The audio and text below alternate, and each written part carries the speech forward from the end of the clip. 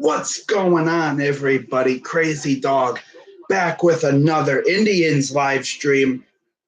And this is the start of a rugged 9 games in 9 days road trip for the Cleveland Indians. As they start it with 3 games in Detroit. All 3 games are going to be in the afternoon.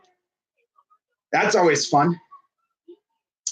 And after that, we head to Kansas City for 3 games against the Kansas City Royals. And then afterwards, I believe we head to Seattle. So if I were to do those games, of course, 2 of them would be at 10 o'clock at night. That's always fun. So most likely I might just hold off. I might do a little Crazy Dog live stream after dark. That actually sounds like a lot of fun. But anyways, let's get through this pitching matchup. Of course, we got our ace on the mound, Corey Kluber, who is 0-2, although he's had some bad luck as of late because in his first start, the offense didn't show up. And in the second start, he got pummeled by Chicago. He did not look good from the get-go in that game. So, of course, he'll be going up against Jordan Zimmermann. And we just got word that Mike Clevinger, who was pulled in his last start due to tightness in his back, well, he will be out for 6 to 8 weeks.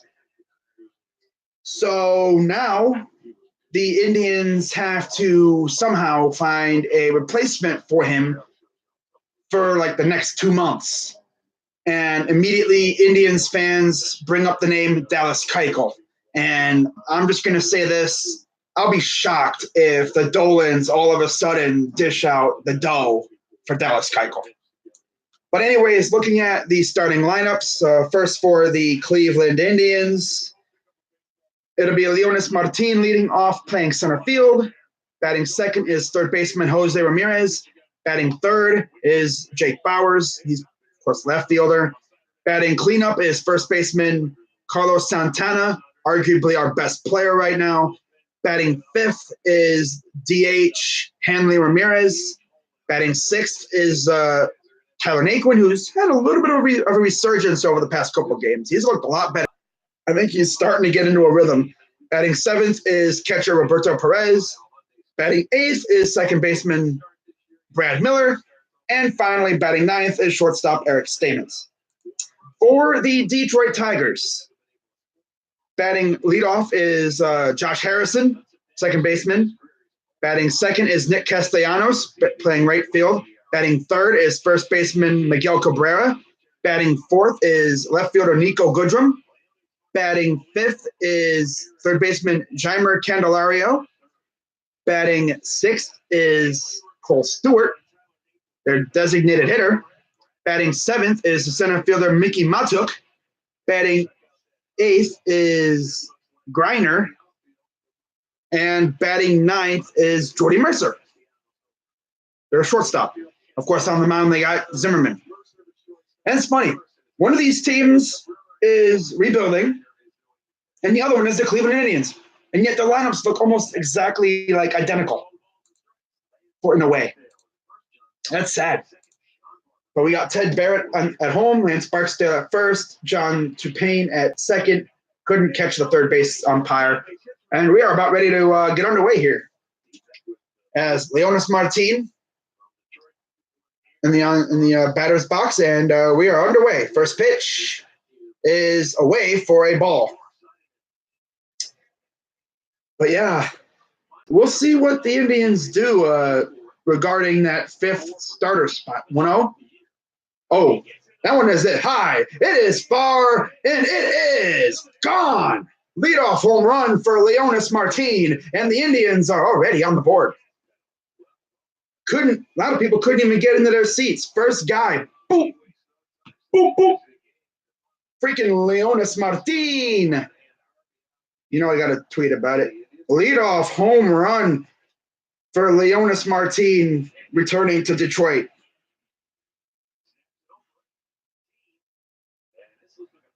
Wow. Play ball. Love it. Love that. That's his first home run of the year.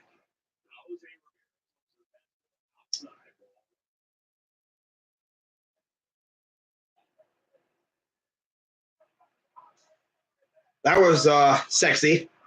Took a ball and then boop, boop. So here's Jose Ramirez. That's our 5th home run of the year. And what's that now? Our 4th different guy to hit one. Hanley, Santana, Plawecki, and now Leonis. It's impressive.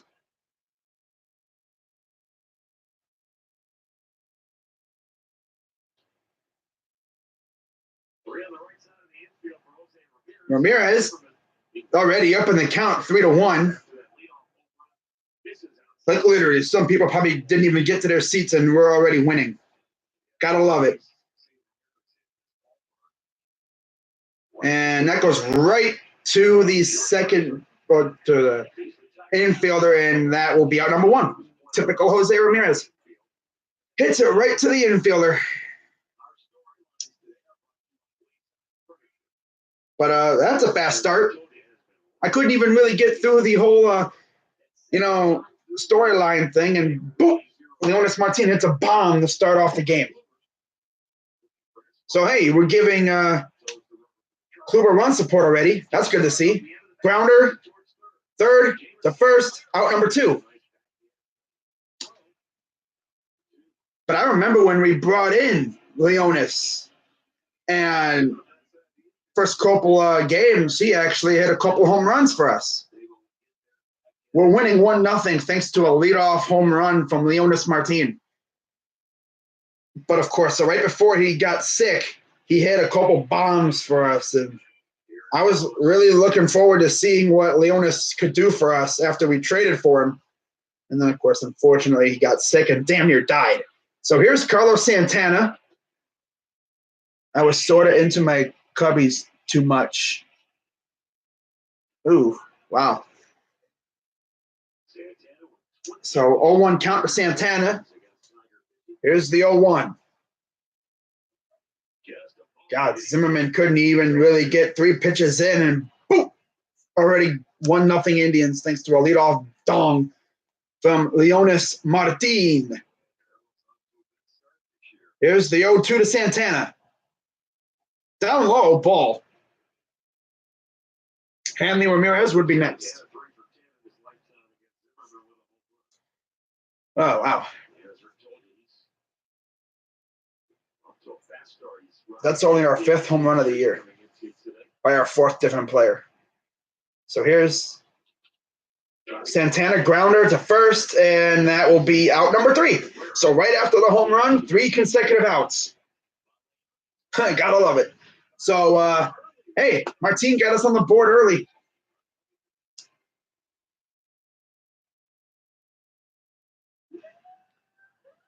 But now it's like, okay, let's see how Kluber can do. Let's see if Kluber's on point. We got our run. Kluber hadn't even had to get on the mound yet, and we've already got a run of run support for him. Although I'm pretty sure he would love to have at least a couple more runs of support, but we'll see what else this offense can dish up.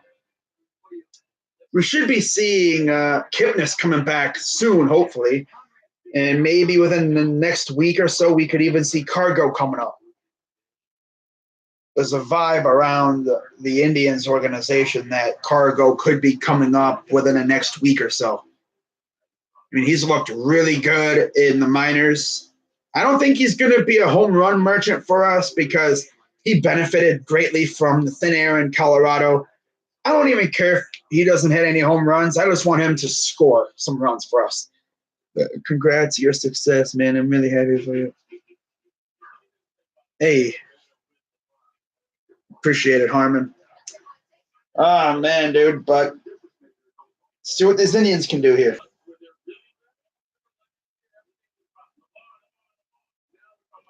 I see the Red Sox are finally at home.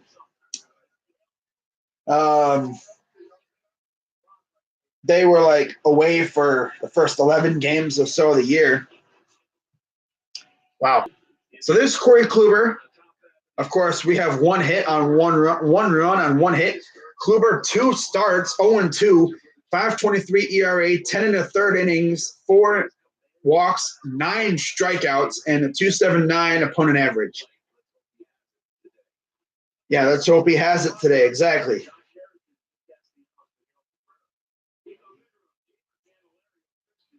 Grayson Greiner. Yeah, I've never heard of that dude. He's one of their minor leaguers. First pitch, high, foul. I was gonna say, don't tell me Harrison hits one out. Yesterday, the Cubs creamed the Pirates 10-0. Wow, I saw that. So even though we stink at 3-7, oh yeah, I'm thinking about probably gonna do the Blue Jackets games. 0-1, outside, ball one. I'm probably gonna do them, even though I don't really have a lot of. I mean, I have faith in my squad, but we're facing the best team in the freaking league. Ooh, strike 2. But you never know what could happen. For all we know, Bobrovsky could stand on his head and turn into a brick wall, and Panarin and Duchesne could just go crazy, and maybe Vasilevsky gets destroyed a little bit. I don't know. I doubt it, but hey, you never know. But I'm still going to be doing Blue Jackets games. That might be the only hockey games I do. I'm doing both Pirates, Cubs, and Pens Islanders games, one tomorrow and one stream. Wow. One stream? Damn. Doubleheader stream. Ooh. 2-2? Just reach for it, and it'll get down for a base hit. Just a little blooper. Isn't Josh Harrison a former Pirate? When I was on the Tigers. Made a video on why the Chiefs and Browns were being. I saw that. I think sometimes a pitcher just decides nobody is hitting his stuff, and it works sometimes. So 1 on already. Kluber's had a little bit of trouble with his stuff lately. I mean, of course, the first game of the year he was dominant, but the offense didn't want to show up. We should have traded him a few years ago. Yeah, but now he's a Tiger. So here's Nick Castellanos. Speaking of guys who should be traded, I'm actually surprised the Tigers have not traded him yet. I heard there was rumors last year, I think maybe even the year before that he could be traded, and he's still there. So 289 average, no homers, 2 RBIs, and a 386 was an on-base percentage for Mr. Castellanos. 0-1 count. Kluber sets. Here's the pitch. Grounder. Double play. No. And then he's. Oh my God, bro. You kidding me right now? Oh my God, bro. This dude, I'm thinking double play. Couldn't get the ball out of his glove. I'm going to it. Goes to first. God, who is that? Freaking Stamets? Oh my God, bro. When's Lindor coming back? This guy really, And now there's 2 on with no out. Second and third. I feel exactly like Steel Maiden with Eric Gonzalez. I'm pretty sure Eric Gonzalez would have turned that. That's a tailor-made double play, but I can't get the ball out of my glove. Let me throw it to first. Ugh. Oh man, I missed. Really? He's the best guy you got? So here's the pitch outside. And then, of course, to make things worse, Kluber can't seem to find the strike zone again. Should have traded Kluber, bro. Oh my God, bro. I mean, what's wrong with him? Did he just figure that first game that the offense isn't gonna help him, so why should he try? I think he's trying too hard. Because a lot of times when pitchers try too hard, they grip that ball a little harder, and then they lose control. Now we have Kevin Newman who can't field. Hey, we got Brad Miller who can field. I mean, Brad Miller's not too bad, but Eric Stamets sucks. Oh my God. 1-1. And it's funny though, because he actually got his first career hit against the Blue Jays. And then he comes around and does this. Tailor-made double play. Any other shortstop in the majors, and then maybe even in the minors, could turn that. But not Eric Stamets. He couldn't get the ball out of his glove, and then he throws the first. Like, really? 2-1. Down low, 3-1. And now the bases are probably going to be loaded. Just the way we wanted it, right? God, man. And, of course, one of our best pitchers is now out with an injury.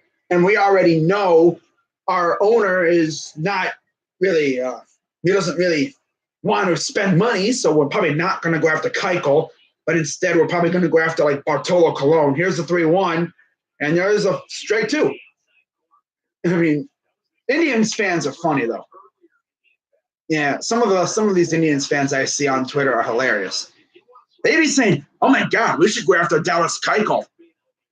Where's the money going to come from, huh? You think Dolan's going to, pony up the dough to get freaking Keuchel? No, he's going to go after Bartolo Colon. 3-2. Swinging him. Oh, he got him. This dude really swung and missed. Could have just laid off. He would have been on first, but, Kluber deceived him again. Pitchers don't know how to score. Oh, we lost John Lester because he tried too hard. John Lester. That dude, we bullied him in the World Series low-key because that dude does not like to throw to first. So we'd always be like, our guys on first would always be like trying to like tempt him. And he would never be able to throw to first. So we just go to like take off, try to steal second.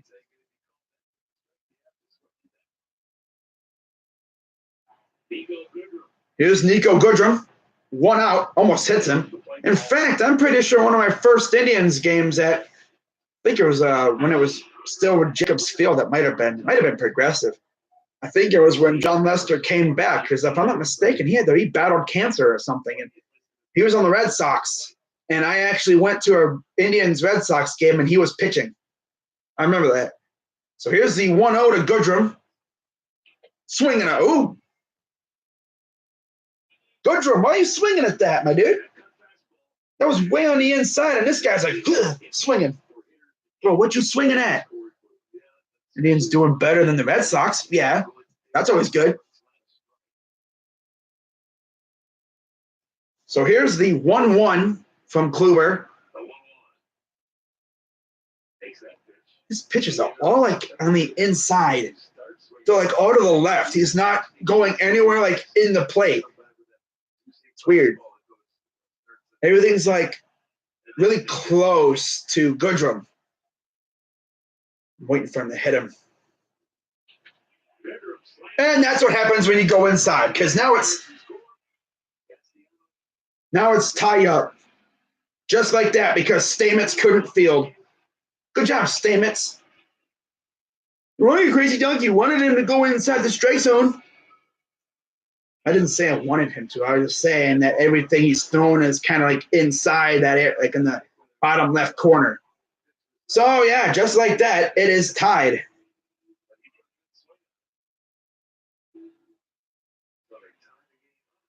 Wow. But we do have a double play in order, if that means anything. But now I know exactly how Steel Maiden felt with Eric Gonzalez, because their statements was literally, I think, as bad as Gonzalez. Taillon almost got hit in the head by a comebacker yesterday. Yeah, being a pitcher is dangerous because, there's that chance that if you throw freaking fire, there's a chance that the bat could, the ball could come back at you even faster than when you threw it. I mean, you see the exit velocities of some of these pitches, man. I mean, some of these things be like up in the triple digits, hundreds, upper hundreds. Blue Jackets are in. Yeah, we are in. We're in. When was the last time? Cincinnati. What? No, they don't have a NHL team. Excuse me. Here's the 0-2 to Candelario. Swing and a miss. Got him. Easy. Disposed of him rather easily. Just keep it tied, okay? God. Cowherd is a loser. This dude hating on the Browns. He's doing it because he knows that he's going to get clicks, and that's why he's doing it.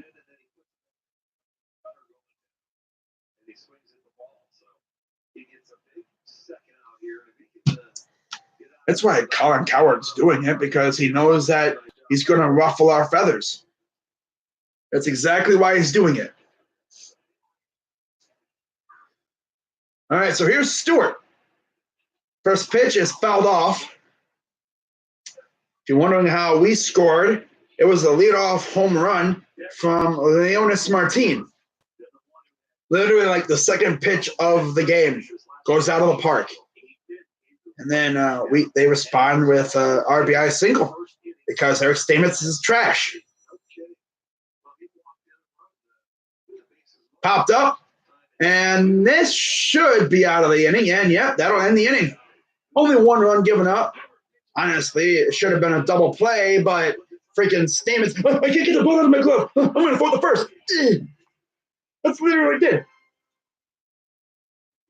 How do I feel about AB and Juju?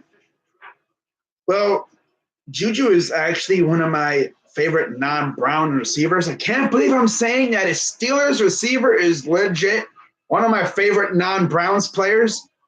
But how could you hate him? I just hope that the drama around the Steelers organization doesn't ruin him, because he is a legit, like, awesome dude. He looks like a lit dude to be around. Who's the GOAT? MJ. I'm a Cavs fan, and I'm going to say MJ because you see what LeBron's been through, and if MJ was on the Lakers, which obviously that would be kind of blasphemous, but if MJ was in a lot of these situations that LeBron was in, MJ probably would have won at least another, like, we would have won a majority of the titles. And not to mention, Michael Jordan didn't need to form a super team to win a title. Juju is a good kid, fun guy to be around, and a team player. Yeah, Brown is a selfish, whiny prick. Yeah, he's a tool bag. Like, you know how big of a tool he is based off of the fact that I think I mentioned this as well a few days ago on the stream somewhere. But he was always criticized for never hanging out with his quarterback or his fellow players. What does he do when he goes to Oakland? He goes to Fresno State and hangs out with, I think, Derek Carr or something. It's like he's just trying to, show off. Oh, see, I hang out with friends. I hang out with players. But anyways, we're getting back to the action. Here's Hanley Ramirez.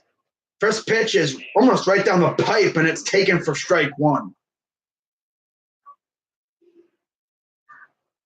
Yeah, we've made the playoffs 3 years in a row, and we have not won a series yet. Here's the 0-1. Swing and a miss.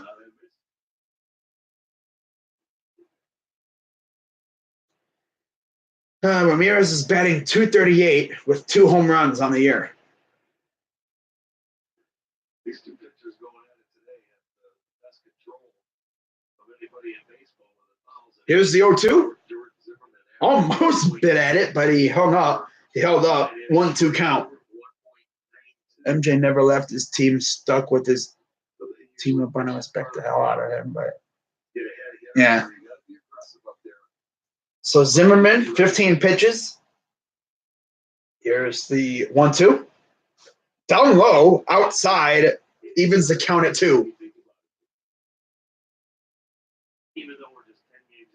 That Virginia and Texas Tech game was amazing. Oh, I know. My stream last night was lit. Had like 70 people in there. It was awesome. And the majority of the people were just in there asking me to show the game. 2-2, up high, full count. I think they were just doing that to troll me. They knew I couldn't show the game, so they were like, hey, show the game.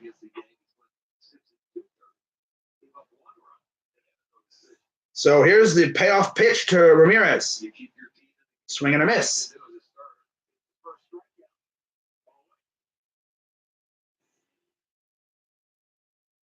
My troll isn't here today, I notice. I don't even know who my troll is. Wow, ERA. We are third in ERA, first in opponent average, and first in strikeouts through 9. Talking about our starting pitchers. And their starting pitchers are second, fourth, and third in those categories. Oh, wow. The Tigers actually have a good pitching staff. Let's see how long that lasts.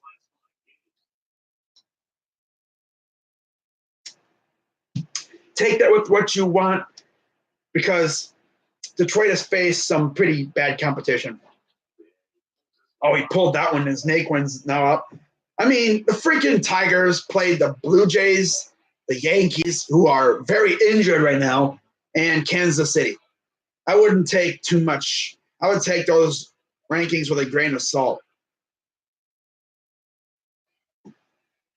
LeBron thinks he's the GOAT. Sure. 1-1. Outside, 2-1. What's going on, Arthur? 1-1 here in the top of the second.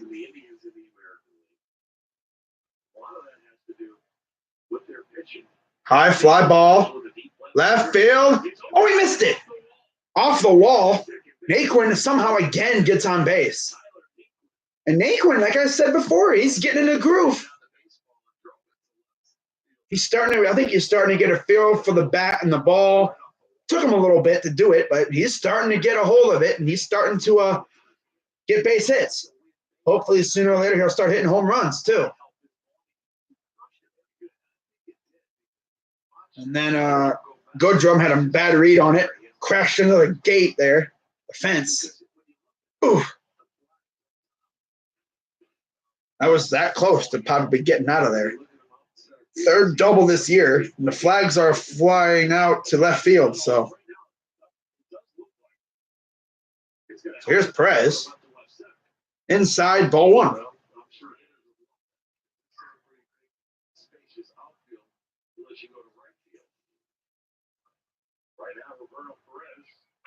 Just like a base hit with the Indians back on top. He is 1 for 17 on the year. 1-0. Oh, yeah, his rookie year, he was great. Talking about Naquin. When he had that inside the park home run, that was insane. Against the Blue Jays, of course. He owns the Blue Jays. Tyler Naquin owns the Blue Jays. So here's Perez sporting an 0.59 ERA average. I wish it was an ERA. Wow. That'd be nasty. But yeah, he has a .059 batting average. Ugh. 1-2 count for Perez. Runner on second. 1 out. Zimmerman sets. Checks the runner. Here's the pitch. Swings and misses up high. And he goes right back to the dugout. I wish we still had Yan Gomes, but we had to shed payroll. For some reason, we decided this year would be a good year to shed payroll. Okay. I mean, we weren't looking too bad on the payroll, but you know how Doug Dolans are. They got to watch their money. Oh, well. So here's Brad Miller. I'm still wondering, like, out of all the guys in our minor league system, like Yu Chang, let's have Eric Stamets be our shortstop. Like Stamets is, I don't even know how long he's been in the minors. It feels like he's been in the minors forever. Miller takes the second pitch, evens the count at 1-1. Perez is ass. He actually is, yeah. He hasn't been nothing since 2016 in the playoffs when he hit 2 home runs in the same game. Here's the 1-1 to Miller. Oh, That one is it. Way out of here. Gone in a hurry. Brad Miller, 2-run home run. Wow. Okay, Brad. Okay, Brad. Okay. I see you. I'm just going to tweet out, okay, Brad. Damn, Brad. Brad freaking Miller smoked that thing.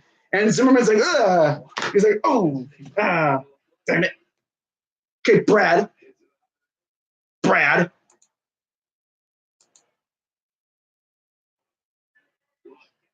Wow. I mean, he absolutely smoked that thing. Eee.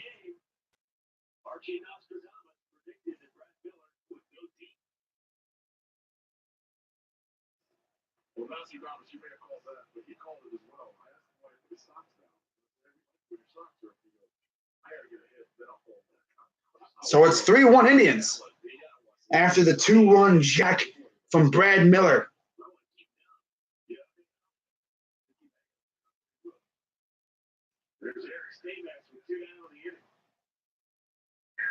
Stamets fouls one off, and it's 1-2 count. Wow. I think those 2 home runs went to the same area. Who had the best hitting all time on the Indians? 1-2? And that's going to go foul.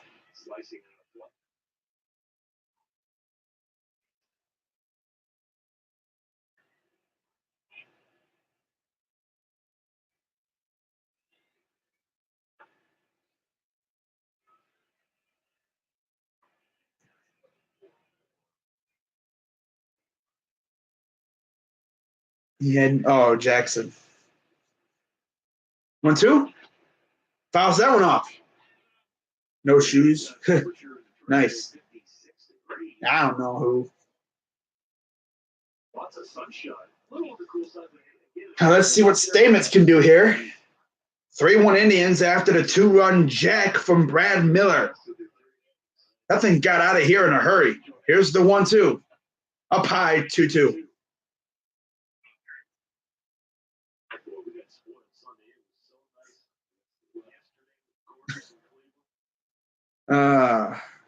So here's the 2-2 to Stamets. Full count. Wow.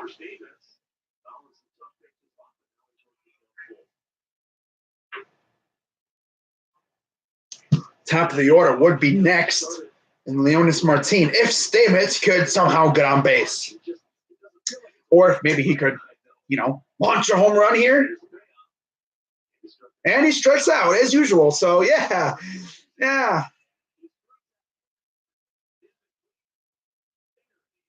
Double and a dinger. But, you'll never guess who has the worst batting average on the team right now. And no, it's not Roberto Perez. It's Stamets. 0.043 or 4.2 average. And yet he's somehow in the major leagues. I don't get it. Like, how is he a major leaguer when he sucks? One hit so far this year. And unlike Perez, though, he plays every day, pretty much. Yeah. I'm pretty sure he plays every day. Just what we like, our shortstop hitting like garbage. Gotta love it. Shoeless Joe Jackson. Yeah, that's what I figured it was. I hate these owners. Dan Gilbert, a billionaire. Dan Gilbert actually spends money. Indians owner is a billionaire. Like, how are y'all worrying about your money?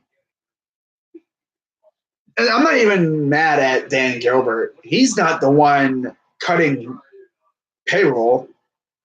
We're talking about an owner who was willing to go out of pocket to help LeBron try to build his super team. he swallowed his pride and pretty much took on extra money too.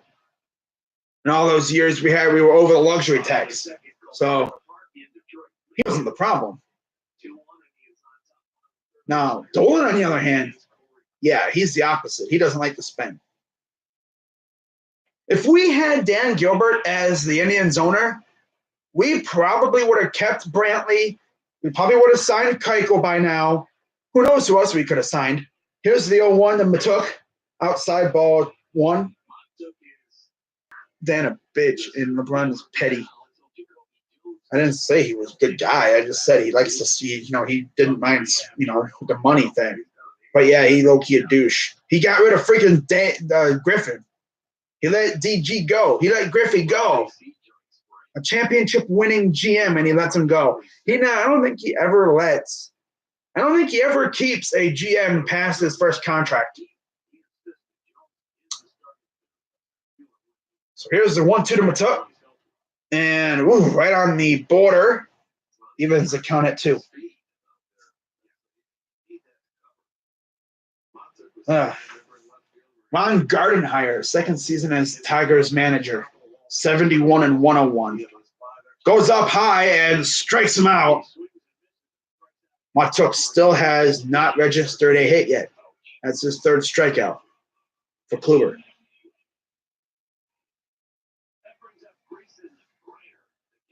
Here comes Grayson Greiner.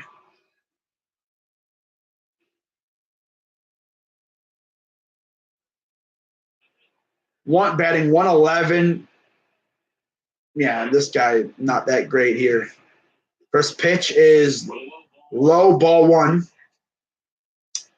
Something great in his hands, but no. Yeah. Here's the 1-0. High fly ball, left field, playable. Powers had to back off a little bit, and he does get the second out.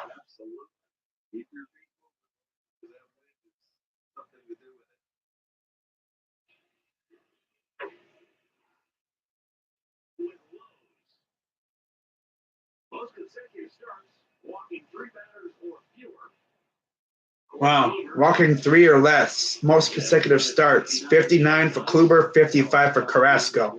Cobb has 73 consecutive starts, walking 3 or less.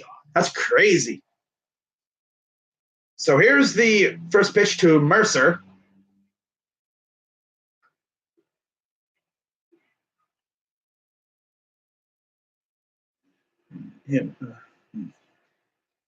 He's batting 167 with 2 RBIs. Second pitch goes foul, evens the count at 1 apiece. So yeah, the Indians got on the board with 2 home runs so far today. The Tigers are on the board thanks to an RBI single, mainly in large part because Eric Stamets can't field. That's always great. Your shortstop can't field.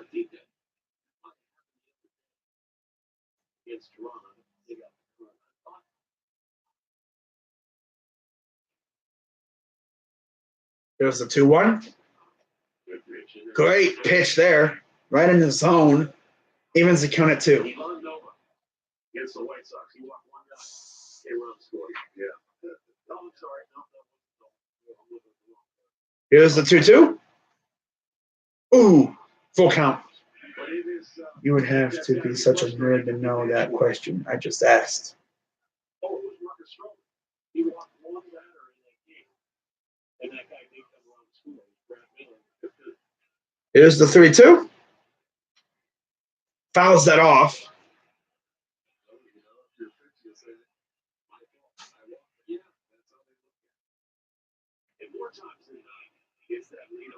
Here in the bottom of the second.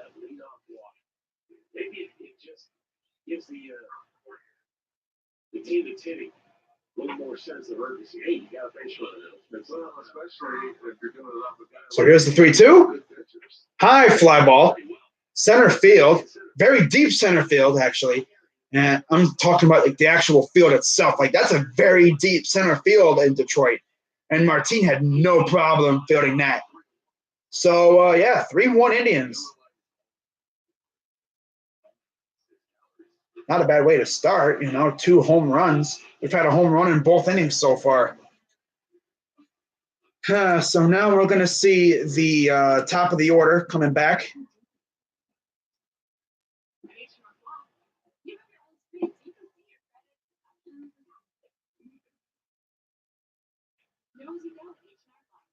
What's this? Video of Odell. Oh, he's training. Okay.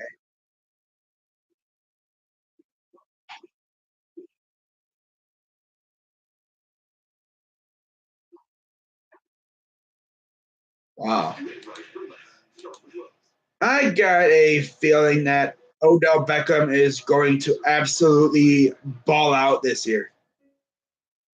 Not only because he has Baker Mayfield as his quarterback and not the fossil of Eli Manning, but because he doesn't really have as many distractions here in Cleveland. Now, I know people like to rip on the city. Oh, they have no nightlife. Well, that's actually a good thing because now Odell can focus solely on football. He doesn't have to worry about all the paparazzi. Now, of course, being the figure that he is, you're probably going to have some camera guys, kind of lurking around here and there. Probably going to have fans always talking to you. But hey, he's the kind of guy that doesn't mind the fan love. But being in a much smaller area market in Cleveland, we love each other around here. I mean, freaking LeBron James walks around publicly and doesn't even have to worry about people going up to him. It's almost like it's just like, oh, cool, LeBron, what's up, dude? So here's Leonys Martin back up for the second time. Last time up, he hit a leadoff bomb. Let's see if he can do it again. Zimmerman sets. Here's the pitch. Outside, ball one. How fitting. Martin hits his second pitch against his former team into the seats. Up high, ball two.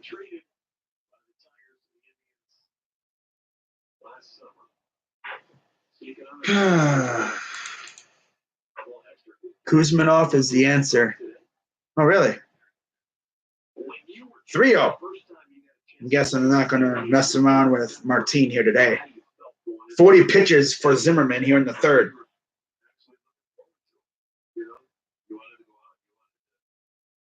I'm glad to see Martin getting better and everything, man. I'm glad to see him out there after what he went through. And there's the 4-pitch walk. So they were not messing with Martin whatsoever. They were not messing with him at all. Here's that first pitch that he sent into the seats, and all Zimmerman could do is watch it. And the outfielder's like, yeah, that's out of here. Well, he took a few steps and is like, yep, that's out. There's times where, we'll hit such a rocket that everyone will just look at it. They won't even move. Here's Jose Ramirez, 1 on, no out. He's 0 for 1 today so far.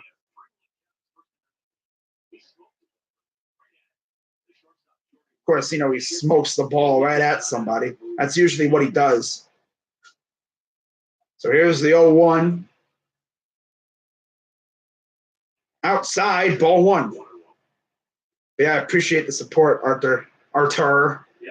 In the last 2 years, 13 home runs, 36 RBIs, 395 average in 36 games, 10 doubles and 4 triples. Oh, my God. He owns the Tigers. Popped him up. Oh, no, Goodwin got it. I was literally waiting for the guy to misjudge the ball and the ball dropped right through his glove. Like what happened to Charlie Blackmon against the Dodgers. It looked like it was a routine fly ball out, puts the glove up to catch it, and it just drops right out of the glove. I'm like, what the heck? I don't know. They're showing last year where the ball bounced off the fence and the guy tried to get it and it wound up hitting it over the fence. Like he assisted him. And then he did it again, too. But literally, when you look at ownage of the Tigers, you see Jose Ramirez. Bowers is now up. Martin barely gets back to the plate.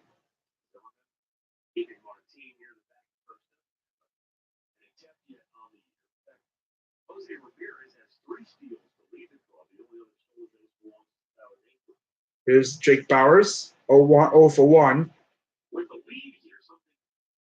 Here's the pitch. It is 3-1 Indians, courtesy of 2 home runs. One by Martin on literally a leadoff home run, second pitch of the game. And then Brad Miller hit a 2-run shot in the same area, actually. Might have been even a few rows behind the other one. Here's the 1-0. Tried to hold off, but couldn't. Evens the count at 1. Carlos Santana is on deck.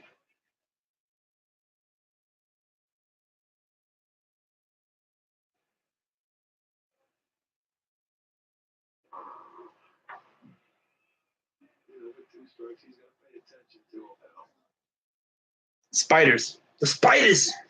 I know they were also called the Naps, too. But they were called the Spiders as well. So here's the 1-1 taken off. And he gets caught. He got sniped on the base paths.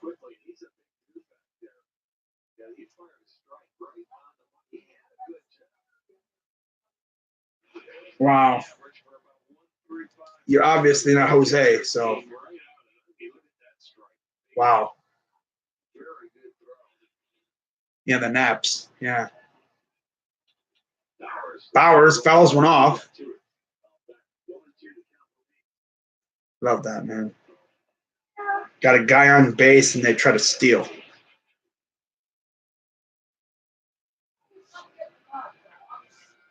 So here's the 1-2 to Bauers. Down low, ball. Honestly, if you're gonna steal, you steal on an off-speed pitch because it'll take a lot more time to get down there.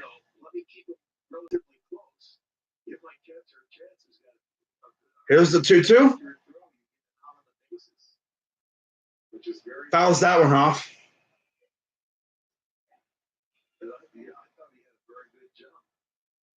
Spiders.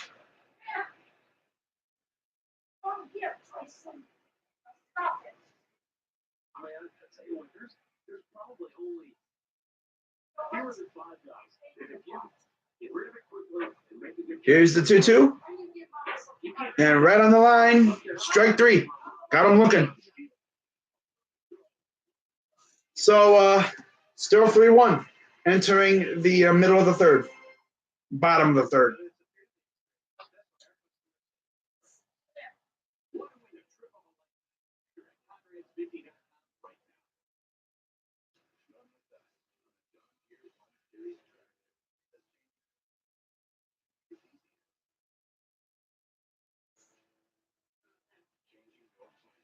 Oh, wow.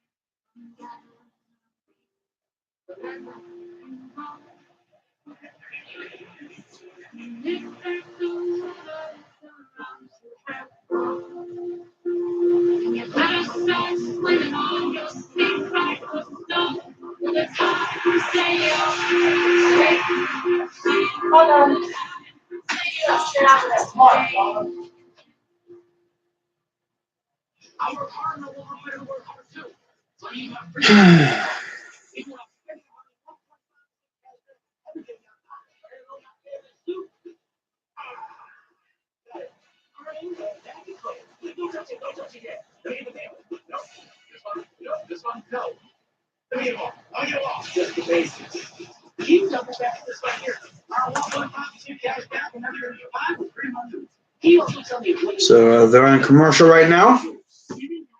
Tigers will be coming back up here in the bottom of the third.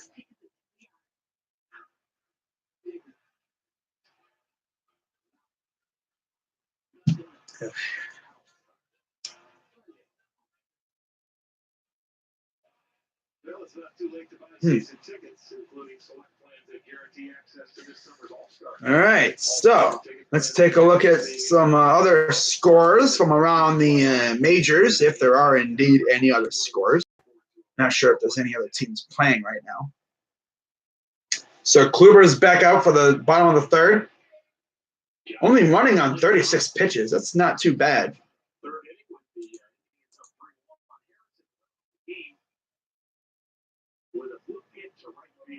Here's the 1-0. Grounder goes left field. And he's going to go to second. And he is in there for the easy leadoff double.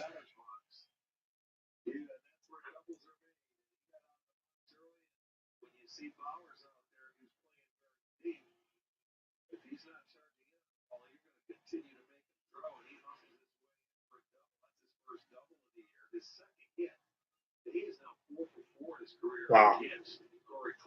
He's 4 for 4 in his career against Kluber. Wow. And the dude runs out of his helmet.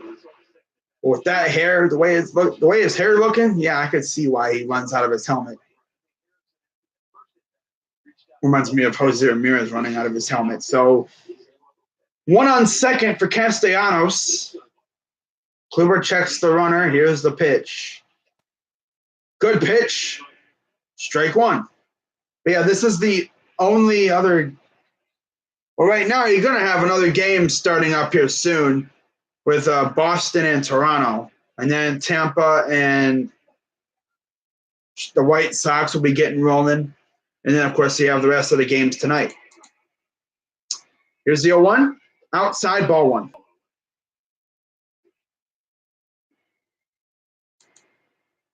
All right. Castellanos, a hitter that could certainly go the other way.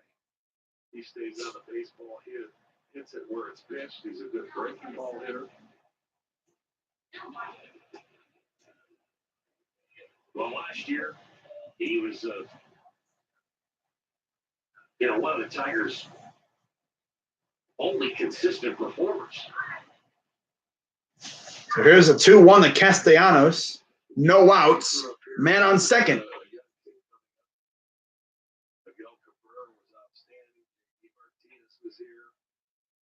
Down low, 3-1.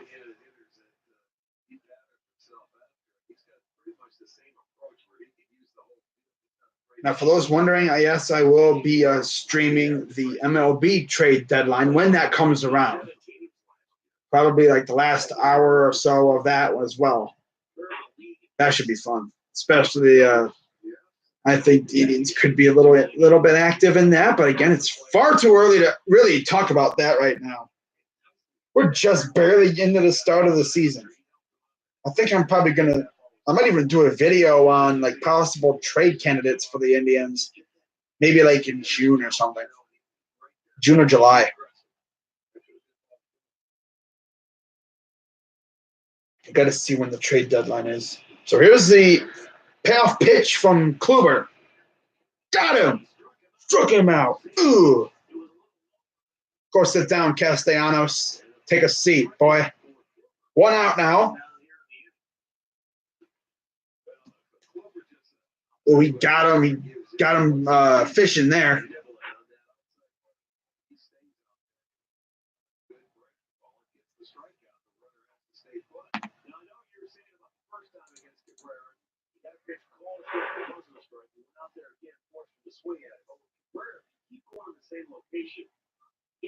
Oh, the preseason schedule was announced? Nice. Oh, he missed it. Wow. Harrison stops at third. But, yeah, the preseason schedule has officially been announced. I didn't even realize it was getting announced today.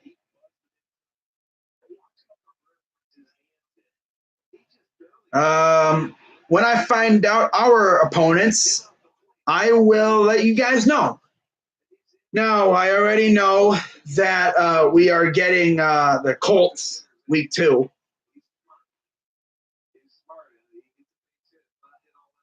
Yeah, they will be announcing the preseason schedule.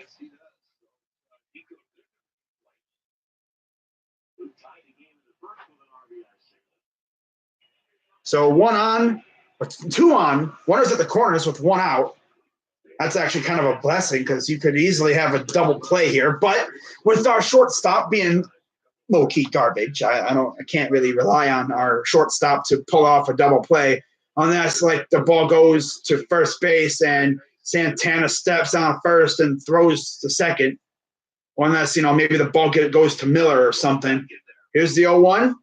Swing and a miss. Ooh, vicious hack at that one. But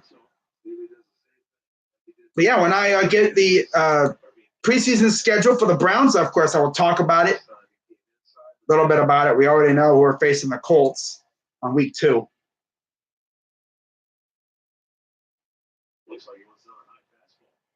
Here's the 0-2 from Tagum. Up high. Of course, when it comes to the preseason football, I will most likely be doing – okay, so here's our schedule. We got the Reds – actually, I'll talk about it here and after this. Ooh, down low. But for the Browns this year in the preseason, we got the Washington Redskins week 1 of the preseason. Week 2, we go to Indy. Week 3, we go to Tampa. And then week 4, we host the Lions again. Or we play the Lions again. 2-2, ground or foul.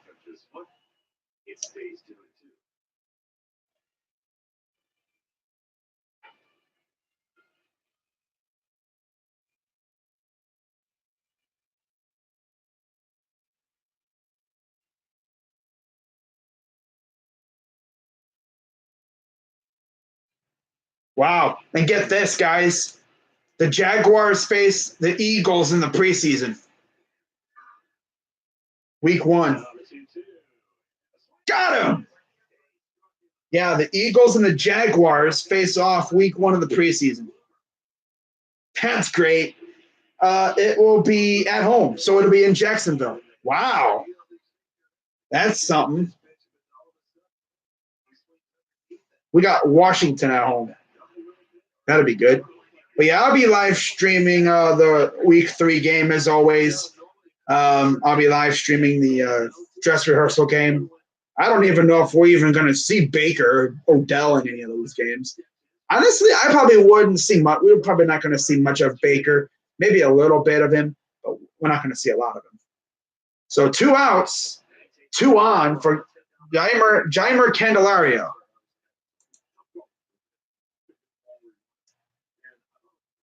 Wow.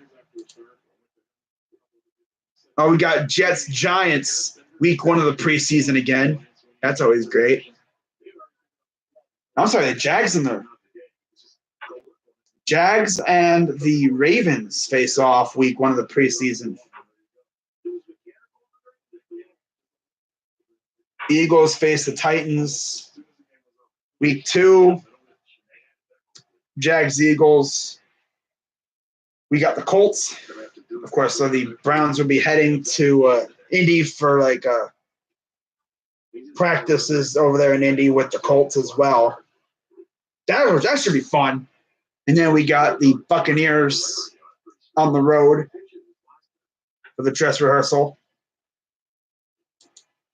And then, of course, we go to Detroit comes here. So 3-0 to Candelario. Here's the pitch. Up high, and bases are loaded. Kluber is just all over the place today.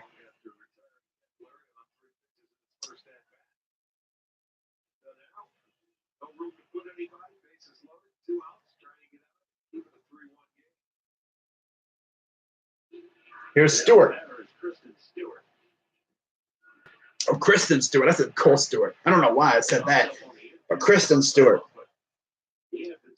Not Christian. Kristen. That's weird. Well, yeah, we know who we're playing in the preseason now. Not like it really matters. I would care more about next week when we get the regular season schedule. That's going to be fun. Ball goes foul. I don't know when it'll come out. I'm going to guess it'll be out probably the 18th. Or it could come out next Wednesday. But that'll be cool, you know. We get to see the rookies on the field in the preseason. That'll be fun. I know there's going to be a lot of battles going on as well. Here's the 0-1. Swing and a miss. Ooh, vicious hack at that one. Eesh. Stewart's trying to send that one all the way to the GM building.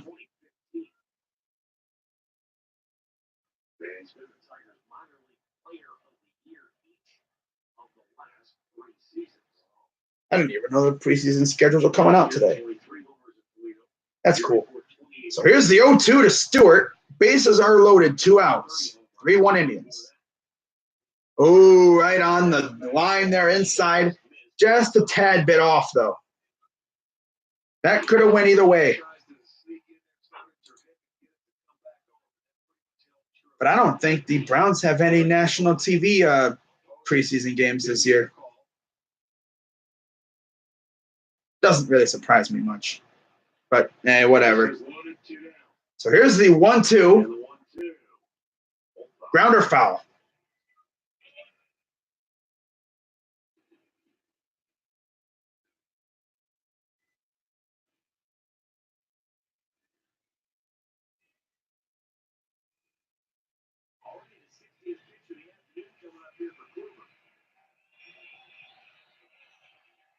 Wow.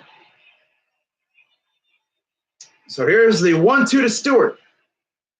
This is the 60th pitch of the day.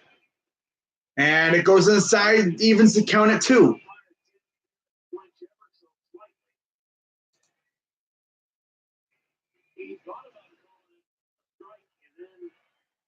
But yeah, the Browns do not have any national TV preseason games. Not like it really matters. But I'm pretty sure we'll make up for it in the regular season with maybe 4 or so national TV games. So here's the 2-2 count from Kluber. Here's the pitch. Fouls that one off.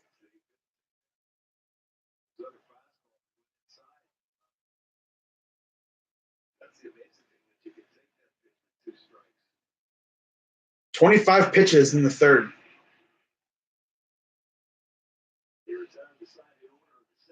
I have a very good feeling that within the next couple of years, Kluber's probably going to either be traded or what. So here's the 2-2 from Kluber. High fly ball. Right field. And Martin is under it, and there's out number 3. That was stressful. But nonetheless, after a leadoff double and loading the bases, no harm done. So not bad, not a bad job by Kluber.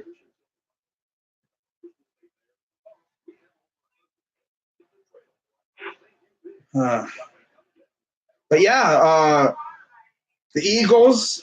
I know I have some Eagles fans. I might make a live stream talking about those later on tonight, but we'll see. I'm actually thinking about going live and talking about and doing my NHL predictions.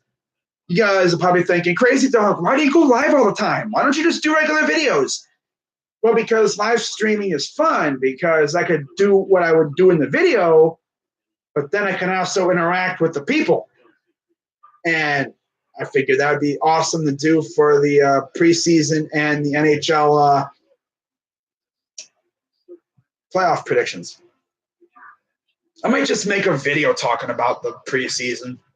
Not like you're actually, I might hold off and talk about the preseason games next week when the regular season schedule comes out. Because we do know it comes out next week. And you know what's even crazier? The draft is in 2 weeks. And I don't really care. I mean, of course I care, but I mean, this is the first time in damn near, 20 years since the team came back that we have a draft coming up and we're not talking about a quarterback.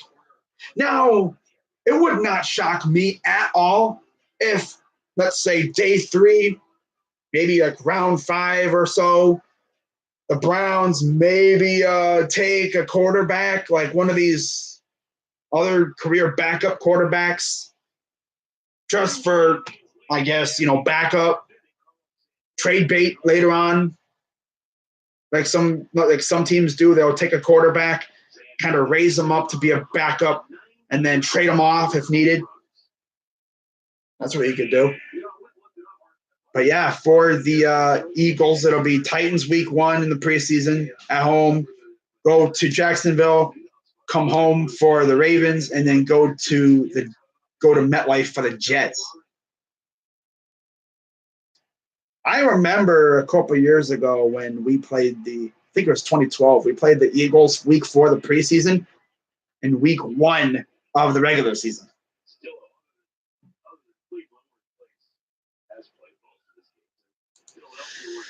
All right, so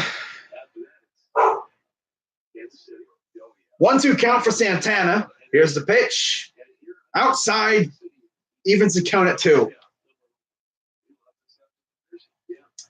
55 pitches for Zimmerman.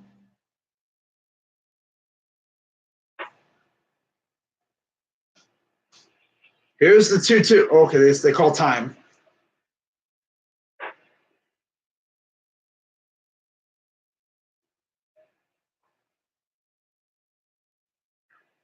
Here's the 2-2. Up high, full count. Indians with 3 hits on the day, 2 home runs and a double. 4 extra base hits. Youngman struck out 4, walked 1. Here's the full count pitch. Right to the second baseman. He throws it to first, and there's out number 1. I'm actually excited to see what happens when they go to Indy for the little thing that they got going on with the Colts week 2. That's gonna be fun. Because I mean, when you're a football player, when you're a pro football player in training camp, dog days of summer, you're going against your own guys, you're fighting hard. Ooh, Hanley hits one good, but not hard enough as it goes right to the right fielder for out number 2. And just like that, there's 2 outs. But, dog days of summer, training camps in full swing. You're beating each other up. And then next thing you know, you're getting on a bus heading to Indianapolis for the week to go beat up on another team. That'll be fun.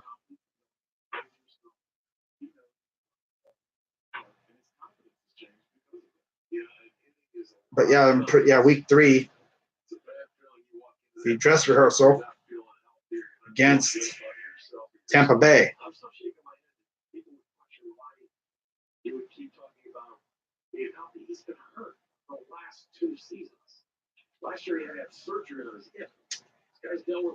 Throw to first, and there's out number 3. So 3 quick outs, and that half of the inning lasted maybe 10 minutes, 5 minutes of that. I'm just happy that the Browns end the preseason at home this year. I don't know. I might actually go to a preseason game. That sounds like fun. I don't know. We'll see. But yeah, Browns preseason schedule. Not really much to say. No national games this year. We had one last year against the Eagles on Fox. We don't have that this year. We got Washington at home. We got Indy, Tampa, and Detroit. Pretty much what I'm going to be doing for 3 of those 4 games is what I usually do for a game. Do a little preview, talk about what I want to see, and of course, once the game's over, do a little recap, talk about who stood out, who sucked, and all that good stuff. And then, of course, week 3, the dress rehearsal, I'll live stream it, like I did last year. I actually live streamed the dress rehearsal last year just to get a feel for it, see what kind of crowd I could attract for a football live stream, and it caught on. In fact, when the year started last year, I wasn't even planning on live streaming any games. I was just going to do my previews and my recaps. That's it. But then I was sitting there watching week 1. I figured I'm going to go live for the last couple minutes of the 4th and possibly overtime. Of course, we wound up tying. I think I also did the same thing for week 2. And then week 3, I went live. And from that point on, except for week 5 when I was at the game, I went live for every game. How about that? But yeah, Chris Davis, no hits in the last 49 at-bats, 29 strikeouts. Longest hitless streak by any position player in MLB history. Previous record was 46. Excuse me. So, Kluber back up there. Here's Matuk. First pitch outside, ball 1. I'm all over the place in the stream, but I'll be back later on the night to do my NHL predictions. And not like Still Made, and I'm going to actually do the whole entire thing just to see how I do. See what I get right, you know? Here's the 2-0 to Matuk. Got him fishing there. 2-1. Still 3-1 Indians here in the bottom of the 4th.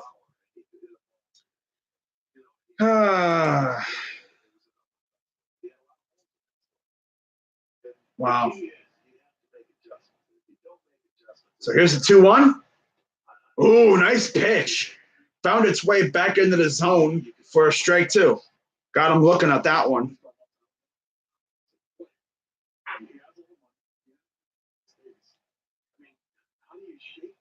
Here's the 2-2. Oh, got him. He got him on strings. He froze him up like, ugh. He's like, I can't move. Ugh. He lulled him to sleep. He made it look like he was going to throw another ball and somehow found its way back into the strike zone. Wow, tonight it's Strasburg against Nola. Nice. Twins and Mets. Metropolitans. The Grom against Gibson. Ooh.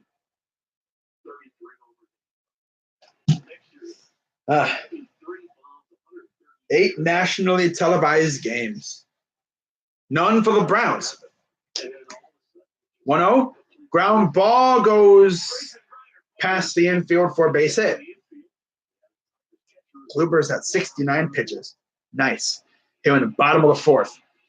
I have a feeling that both starters will be probably coming out here within the next 2-3 innings, especially with the way Kluber's looked. I think he's probably going to go into the 90 pitch, maybe almost 100 pitch range if he can keep up. If he can continue to actually look like he's looking good. Kluber might be able to last 7. It's been a popular theme. Have him go 7, bring out like Simber or something, and have him go to the 8th, and then you bring out Hand for the 9th. Wow. Wait, Santana's 5'11"? Wow.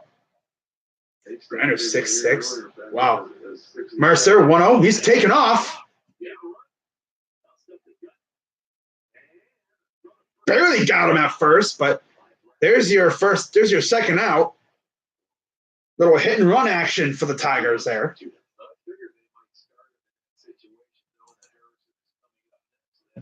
You got Harrison coming up. But yeah, dates and times to be determined. Browns host Washington August 8th through the 12th. Visit the Colts 15th through the 19th. Visit Tampa Bay 22nd to 26th. And host Detroit August 29th to the 31st.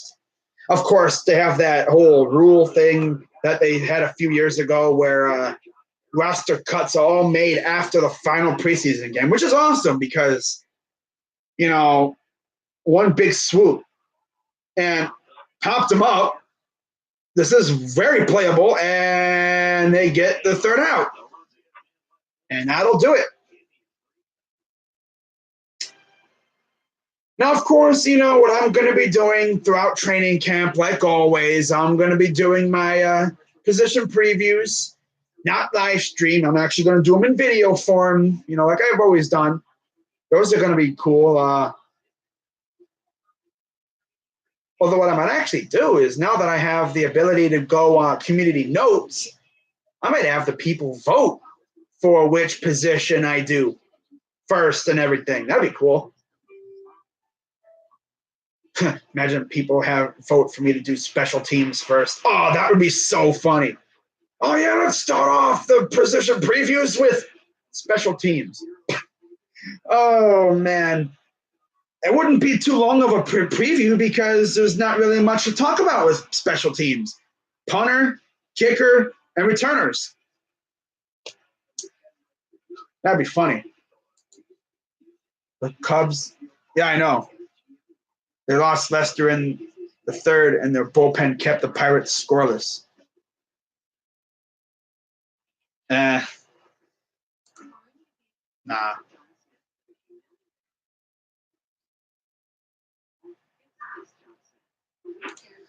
Oh, man, I just can't wait for football. I always know when the schedule comes out, that means football is getting a little bit closer here and there. But yeah, the Browns and the Colts are hosting joint practices. We're doing joint practices at Indy's training campsite, Grand Park Sports Campus. That's going to be fun. That's going to be competitive.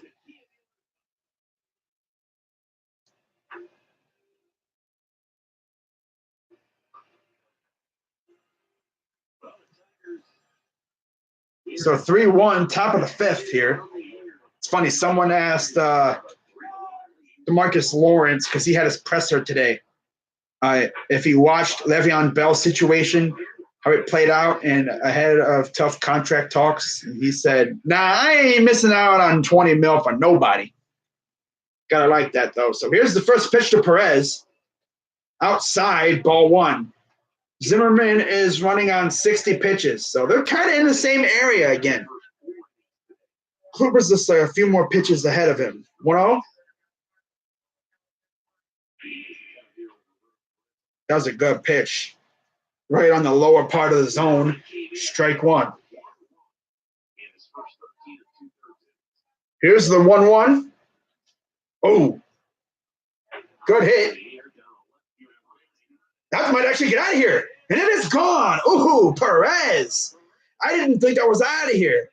Off the bat, it looked like it was just going to be a simple fly ball. I had to wait. I saw the outfielder kind of get up to the wall. I'm like, is that going to get out? And it's out of here. It's out of here. Okay, Robo. All right.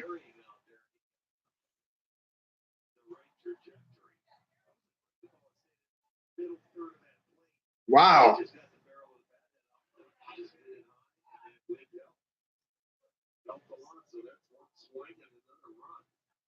You hit a home run like every 50,000 at bats. That's kind of funny though. His first. So 1-1 count to Miller. So both of our catchers have hit a home run this year. That's always good. 4-1 Indians now. Here in the top of the fifth.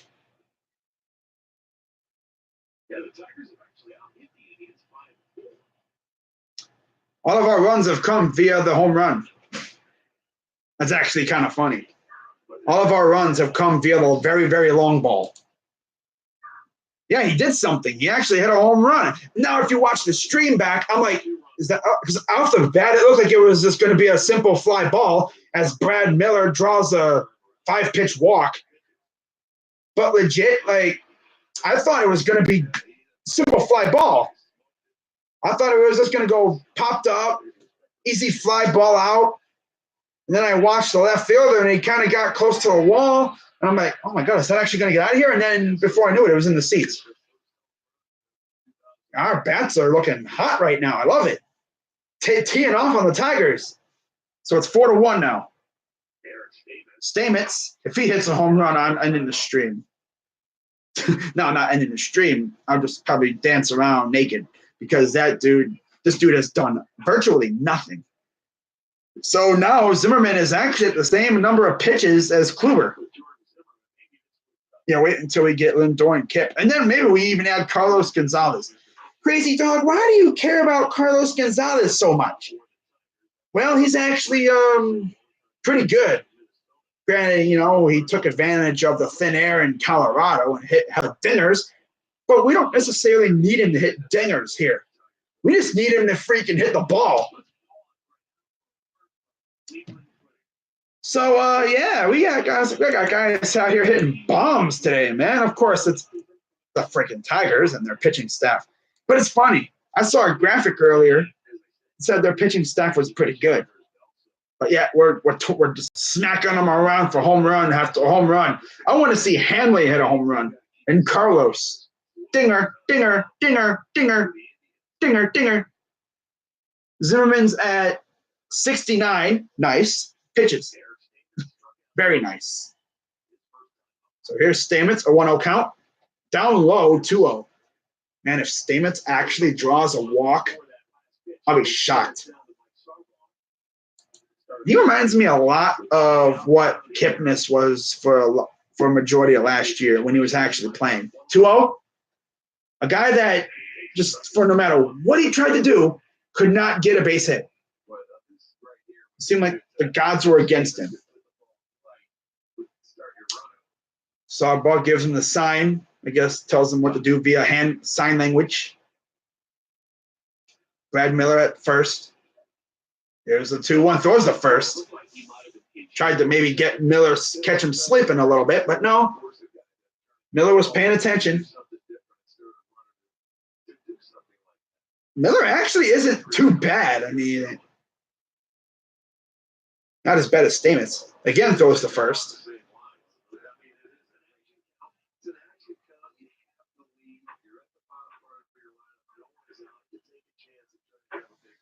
By the way, a score update. It is 1-0 Boston after 1 and 1-0 Tampa Bay, bottom of the first. Taken off.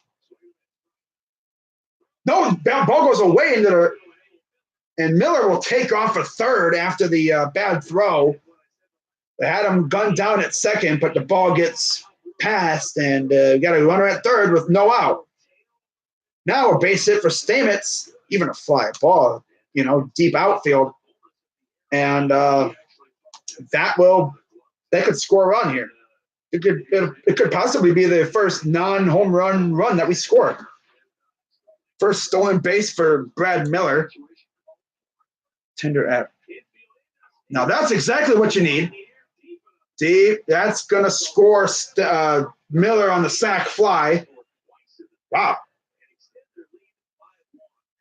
Stamets with a sac fly.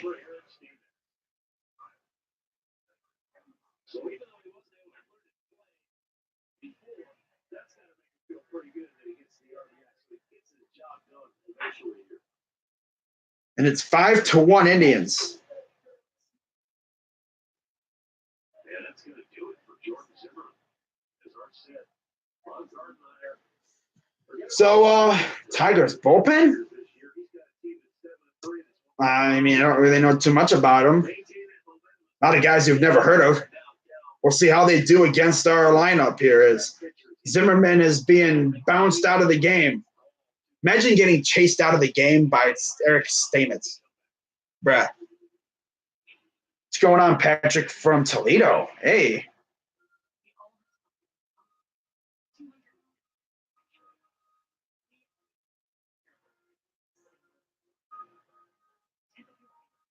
I still think Stamets needs to really improve. I think what happened was Tito Francona saw Stamets hit, I think it was a grand slam or something in spring training, and he thought, "Oh my God, this guy's amazing! Let's have him start." And then, yeah, trash.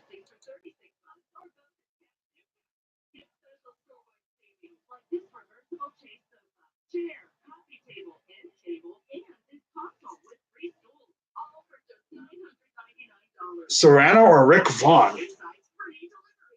You're talking about Major League, aren't you? Dude, Serrano could hit rockets, except when you threw him an off-speed pitch.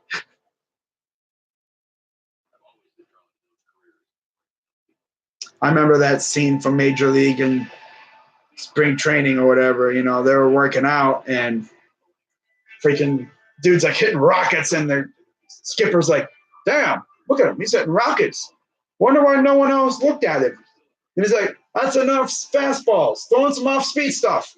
Throws some off-speed stuff. Missed. He's like, "Oh, okay."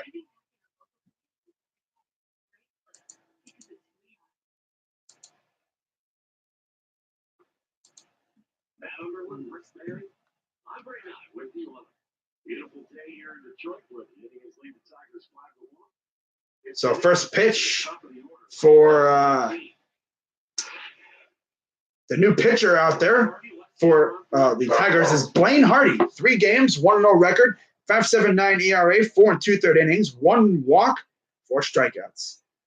Here's Leonys Martin, 1 for 1 with the dong first or second pitch of the game, leadoff dong, and he walked the second time up.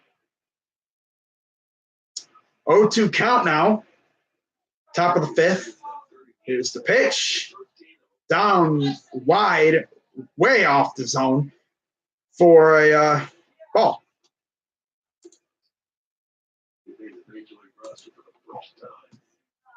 Leonys Martin. Martin! Up high, evens the count at 2.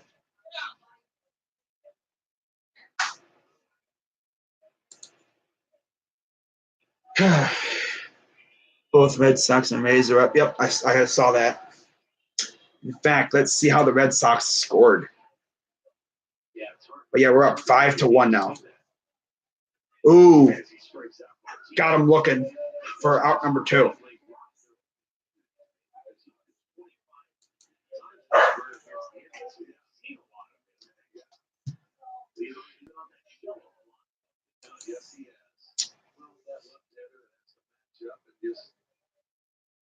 Maybe not quite good enough to stay, but What are you doing, cat? Huh? What are you doing? Being girl? Yeah? You're not trying to grab the attention of the people today? You're chilling? Okay. 0-1. Outside, ball 1 for Jose Ramirez. As it was Mitch Moreland who hit a freaking bomb to put the Red Sox on the board.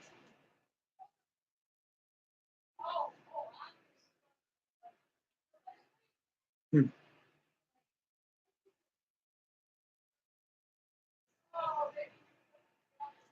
2-1 count for Jose Ramirez. 0 for 2 today. Here's the pitch. That's going to end up right in the glove of the center fielder, and that will end the inning, or at least retire the side.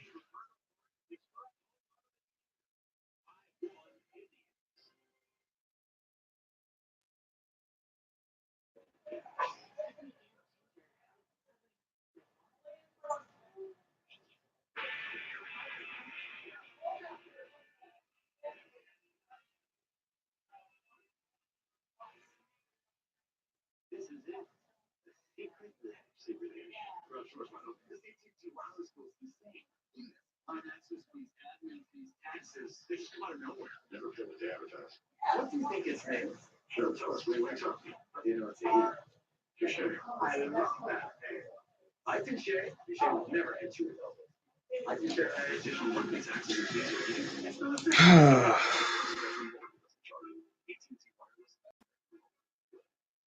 This Wendy's salad's really good. That's supposed to be the salad's so tasty. You want to know why that kid? Guys, it's just Wendy's new Parmesan Caesar. It really is good. Try Wendy's new Parmesan Caesar salad for yourself. Just want a Benny make fresh out. Yeah, Mitch Moreland. Damn, Russell Johnson giving me all the details of how he scored.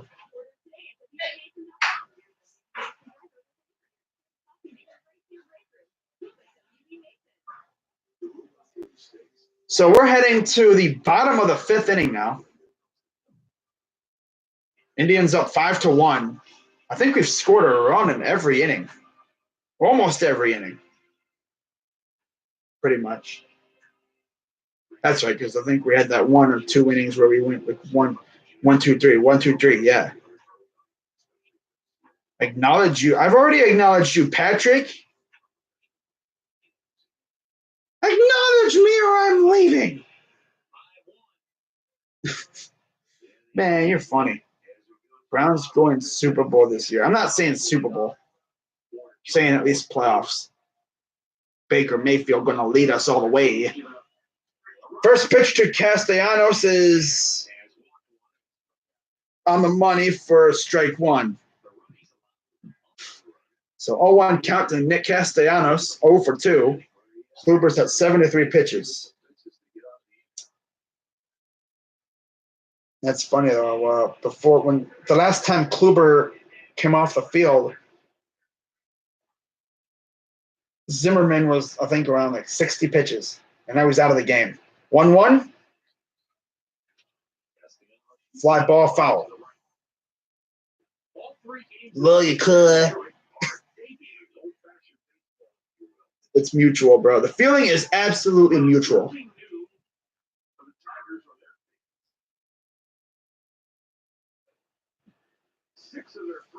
Their first 6 home games are all day games. Here's the 1-2. That's going to get down for a base hit. They're just putting that ball right in the right area. Last year, the Tigers played 71 day games combined. Only the Cubs played more day games in all of baseball than the Tigers. It's 5-1 Indians, bottom of the 5th.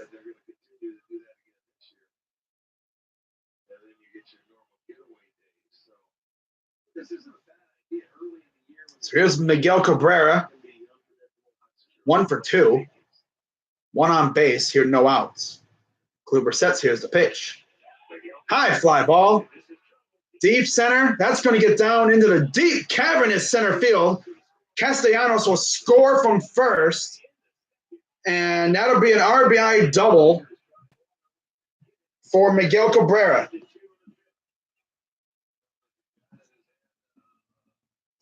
Now my cat's gonna freaking come on the table and make a lot of noise and crap. There we go. There.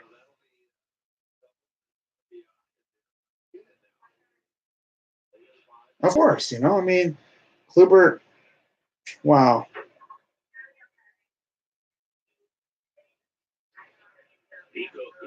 Still no out. In the bottom of the 5th.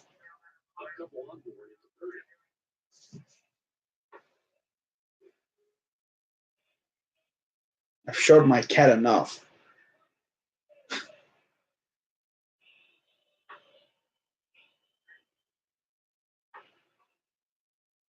So here's Goodrum. Fly ball foul. Cat, your ears itchy, you, huh? Your ears itch, huh? Huh? Huh? Yeah, your ears itch. Hey, you like that? Huh? You like that? You like that? Yeah, hey. Stabbing me, cat. Your ears itch, huh? Huh? Huh? Yeah? Your ears itch? Yeah? You like that? God, cat.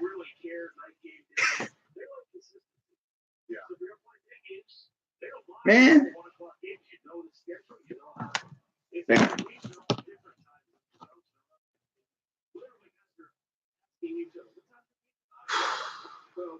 heck? What's Carrasco doing? Dang.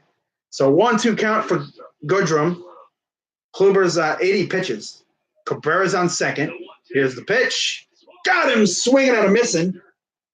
He'll run the first, and Perez throws it, and that's confirms the out.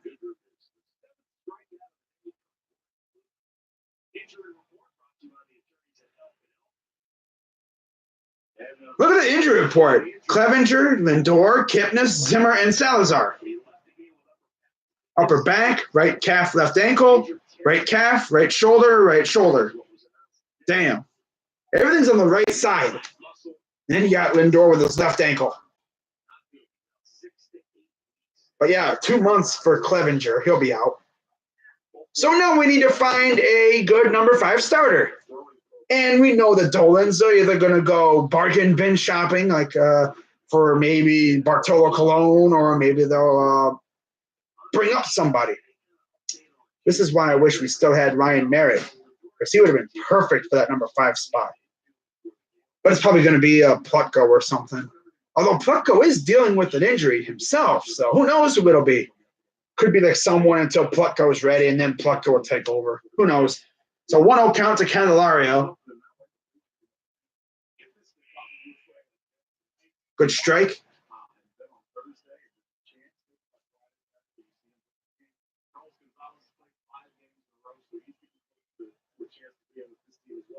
And Bradley Zimmer will finally get back into action on Thursday or Friday. He's dealing with a strain in his side after throwing it to the bases down in Arizona. Here's the 1-1. Down low, 2-1. About not attaching that to Francisco Lindor, but with him being able to take batting practice, take ground balls, any sense of how long it'll be before he can get out on some kind of a rehab. I've been thinking that because the more you see him, and I think I asked you this morning, I go, is it better having? He goes, yeah, you can actually see him in the value of it. Maybe in the next week, week and a half, you can get him out there because here's the 2-1. Ooh, almost. And they check, and he did not go. Today, right now, it was Kluber against Zimmerman. We've already chased Jordan Zimmerman out of the game with, 3 homers, including a 2-run smack from Brad Miller. And Kluber is still going. So 5-2 Indians.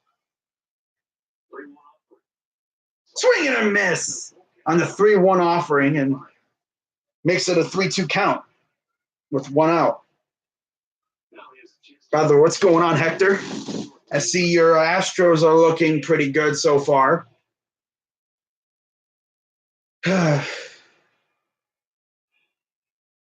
You work for the Astros, don't you? A little, like low key, like on the field management staff or whatever. Ground ball right to the second baseman, the first, and that will be out number 2. Runner moves to third. Like I swear Hector works with like the grounds crew or something.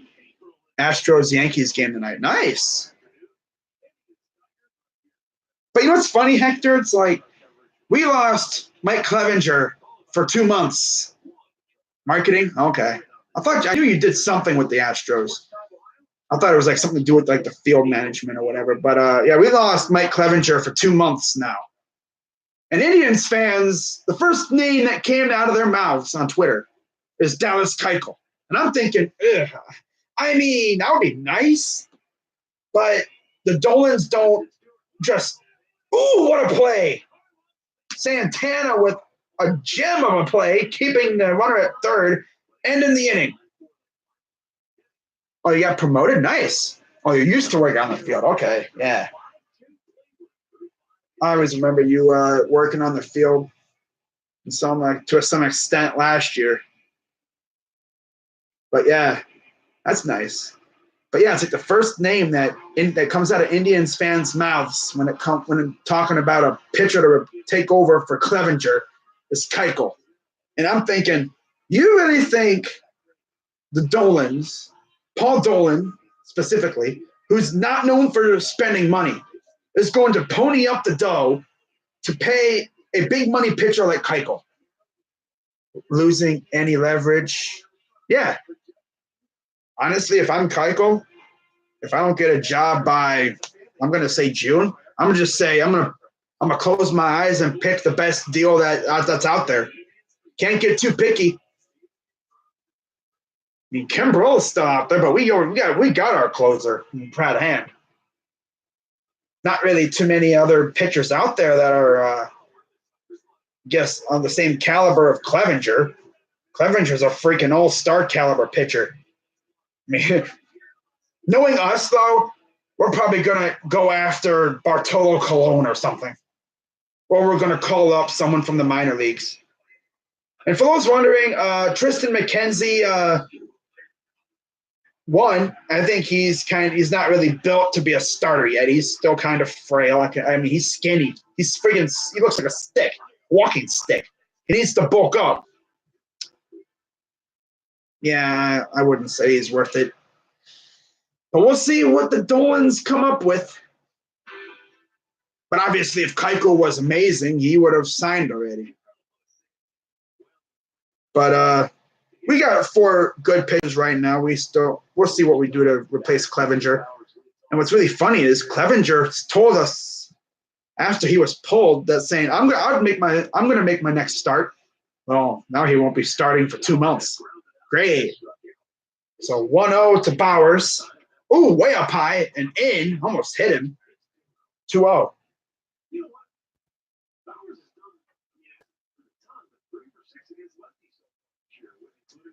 I'm surprised the Phillies. I'm actually kind of surprised either. Ooh, high fly ball. Right field. This one is out of here. Bowers goes yard. And the Indians are teeing off on the Tigers. And another bomb. And another one that goes right field.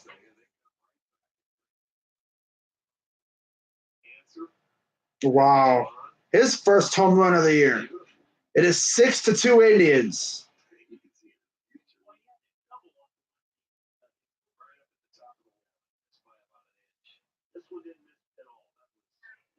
Cockiness. That's Bauer. Bauer's absolutely the cockiest pitcher I've ever seen. He's funny. He's a troll. Oh, man. I see him on Twitter all the time trolling people. He's always getting in the fights, too. Santana pounds one. And that one goes, ooh, what a catch by the left fielder, Goodrum. That would have got over his head. That would have been trouble. But entering this game, we only had 3 or 4 guys that hit home runs, or 4 home runs as a team, or something like that. 2 by Hanley, 1 by Kevin Plawecki. That might have actually been it. Because then Martin hit one. Pretty much almost everyone on the starting lineup has hit a home run now. Here's Hanley. I believe he actually still leads the team in home runs with 2. They were both absolute moonshots as well. So here's the 0-1 to Hanley. I want him to hit a bomb, but slow roller to third, goes to first, out number 2. Clev was saying the Astros aren't special. Yeah. Some of our pitchers are cocky, though. It's funny. Oh, man. But you know what's even funnier? I remember a couple years ago in 2016, Jose Bautista was talking about Ryan Merritt, who we had to replace Carlos Carrasco in the ALCS. And Bautista was talking all kinds of crap, saying, yeah, we're not scared of him, and he's probably shaking in his boots and all that stuff. And what did Merritt do? He only went out in the biggest game of his career and balled out. Pretty much shut down the Blue Jays. And that'll end the inning as Naquin grounds out. So that will end the side there, heading to the bottom of the 6th, 6-2 Indians. Sammy Sosa, Hank Aaron, Tom Glavine. I'm not going to answer that. That's just kind of creepy. Let's see what's going on in Boston. 2-1 Red Sox. Pedroia grounded into a double play. Galvis to Urania to Henson. Bogart scored. Devers out at second. Pedroia out at first. Then Galvis singled on a ground ball to right field. Mookie Betts. Alan Henson scored. And Teoscar Hernandez just tied the game up with a sac fly. And this is against the almighty Chris Sale, too. Imagine if the Red Sox lose to the freaking Blue Jays on their home opener. Oh, that'd be hilarious. That'd be That'd be hilarious. Oh, man, what's going on, crazy mofo? Watching the Indians, they're hitting the tar out of the ball today. That's good to see. We couldn't hit a home run for the longest time. And now all of a sudden, we're just sending every ball into the seats. I think we've hit what? What is that now? 4 home runs today? Let's see. Martin hit one. Perez hit one. Miller hit one. And he tattooed one. And then Bowers just hit one. That's 4 home runs in one game. I think we just tied up our total home runs for the year in one game. Wow. And it's against the Tigers, too. Well, we're showing the Tigers who's boss today, that's for sure. Kind of helps when it's relatively warm out and the ball travels really well in warm temperatures.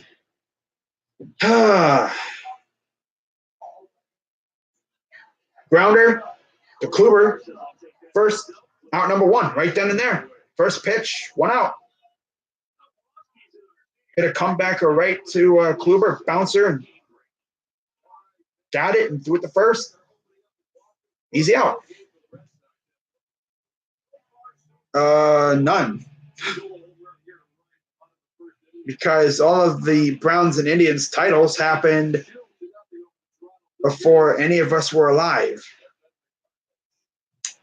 In fact, my mom was 4 years old when the Browns won their title.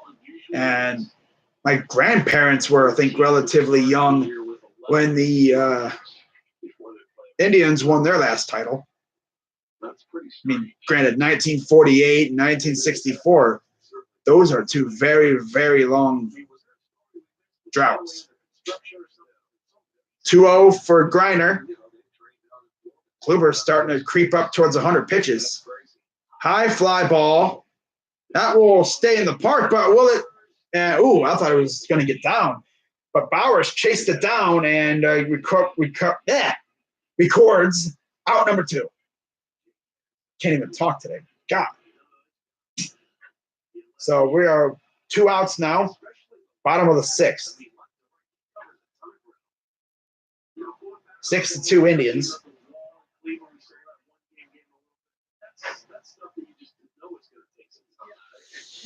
Oh, man.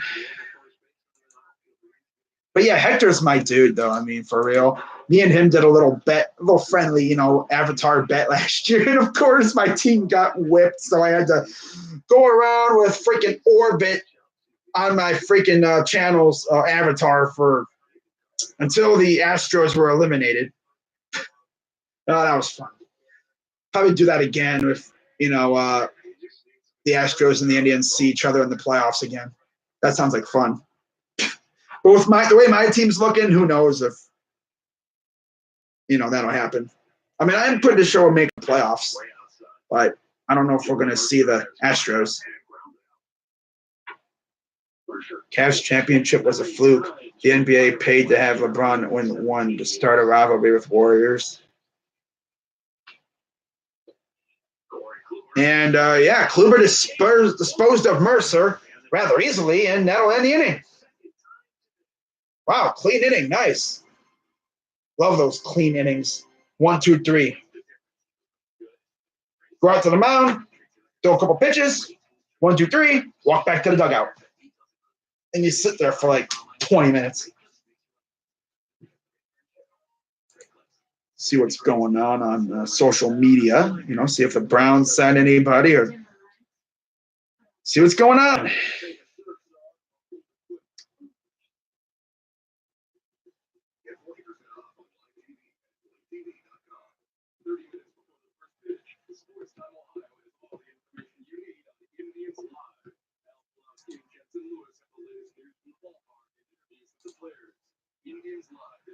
But yeah, for those who didn't know, Quicken Loans Arena is no longer going to be called Quicken Loans Arena, as the naming rights will be given to a I guess you could say, a branch of Quicken Loans, Rocket Mortgage. It will be called the Rocket Mortgage Fieldhouse. Honestly, I would have called it Rocket Mortgage Center or Arena. But Fieldhouse? That means we'll be the second Fieldhouse in the NBA next to Bankers Life Fieldhouse in Indiana. But I've seen pictures of the renovations, and it looks nice. That arena looks nice. Of course, I think they'll have a all-star game there in a couple of years.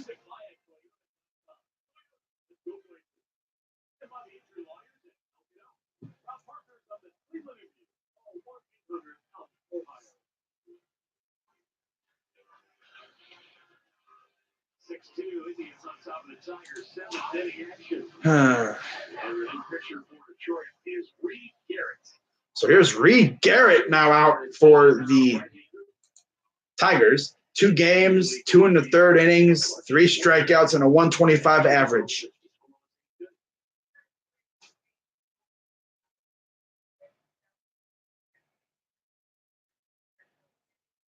He will get the bottom third of the Indians' order.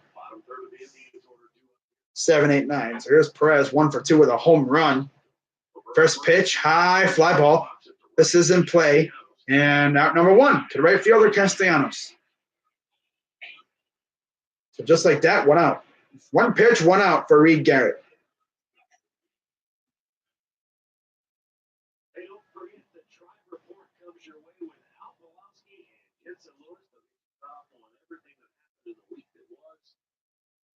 Your way tonight following Dread Live on Sports.Live. Here's the first pitch to Brad Miller, who goes foul, ricochets off the catcher, and goes foul. Brad Miller, a 2-run homer in the second inning. Walk, stole a base, and came around to score. 2-run home run earlier, 1 for 1. Here's the 0-1. Outside ball. Evens the count at 1 apiece.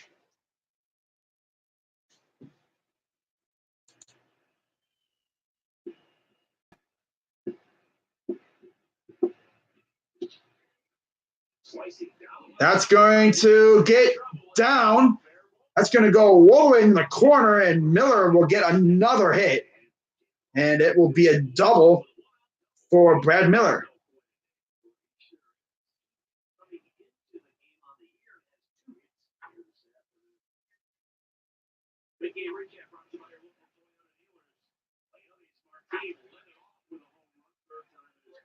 Wow, 3rd time he had a leadoff home run in his career. Nice for Leonis.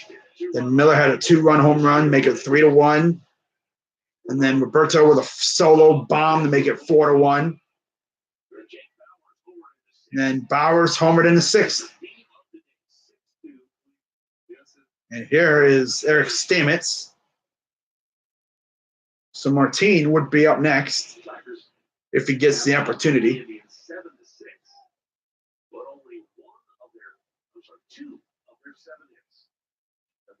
So here's the 0-1 to Stamets. Oh, there's a base hit. And he missed the ball. Matuk lost the ball. Uh-oh, Stamets. He's going to go for the inside the park home run. Okay, Stamets. Wow.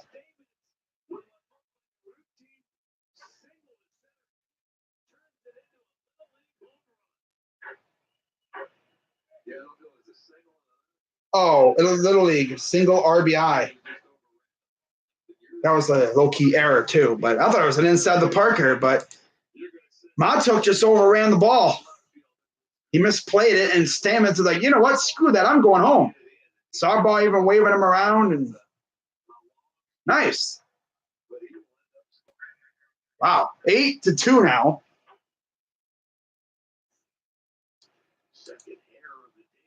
So that would be an error. What's up, Alex? Wow. I thought that's inside the Parker, but it was a single RBI and an error, fielding error.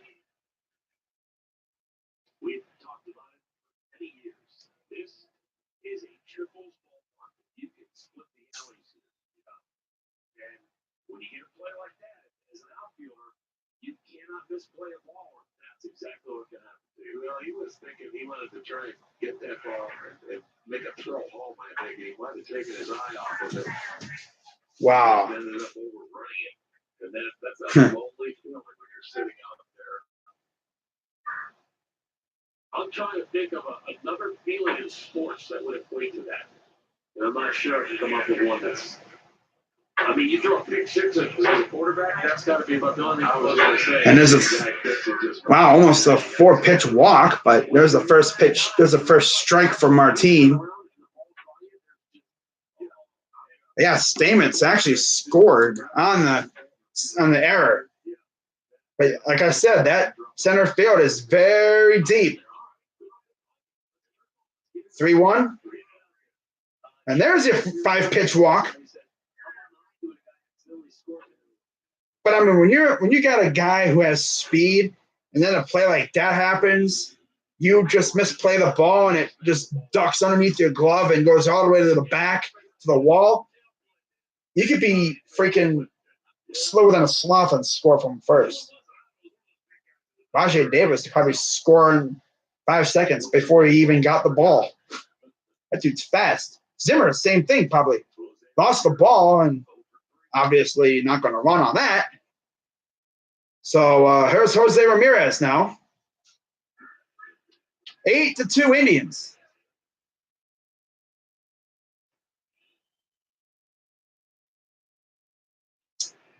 He flew out.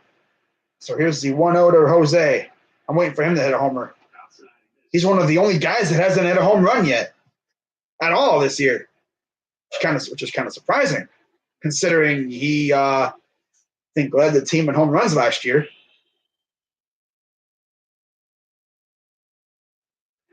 So here's the 2-0. Up high, but right on the zone, upper right corner. That'll be the first strike. So 2-1 count for Jose here in the top of the 7th.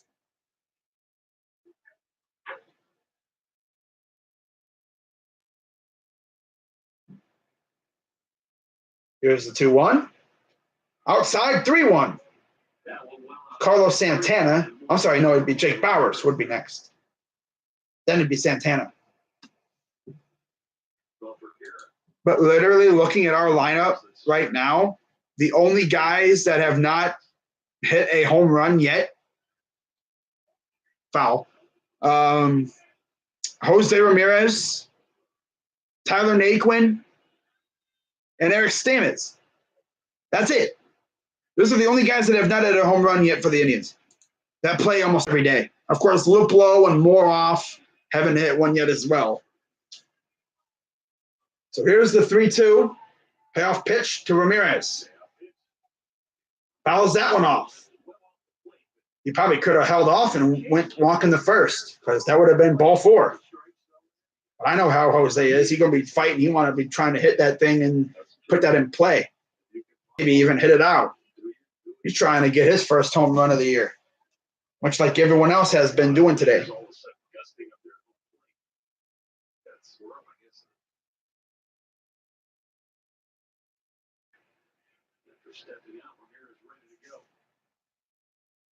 Here's the 3-2. Grounder. Throws the second. They get the guy at second, Martin, but they, so that'll end the inning. For some reason, I thought there was only 1 out, but no, there's 2 outs, so that'll end the inning. Lovely. Absolutely lovely, right? So now we're heading to the bottom of the 7th here. Indians are in control, 8-2.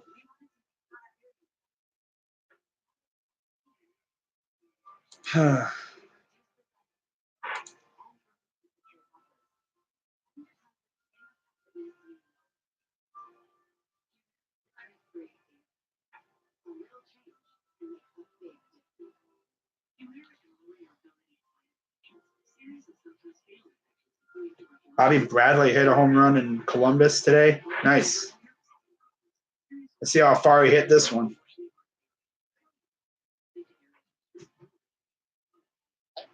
It would start the score. 2-1. And he does put a charge into the ball, hitting it to center field. Phil Urban is going to watch it go. Off the batter's eye. Cue, Bobby Bradley, his first home run of the season. It's off the batter's eye. Over top of the outside to the left extreme. Dude hit it off the batter's eye. Deep center field. Wow. The Indians had 4 home runs in their first 9 games, 2 by Hanley. They have 4 in the first, well, they had 4 in the first 6 innings.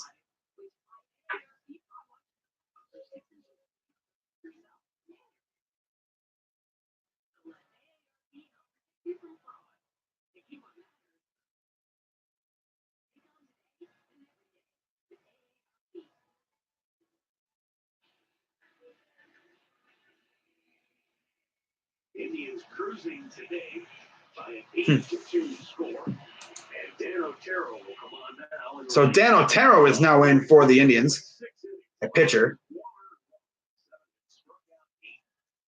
In 96 pitches this afternoon.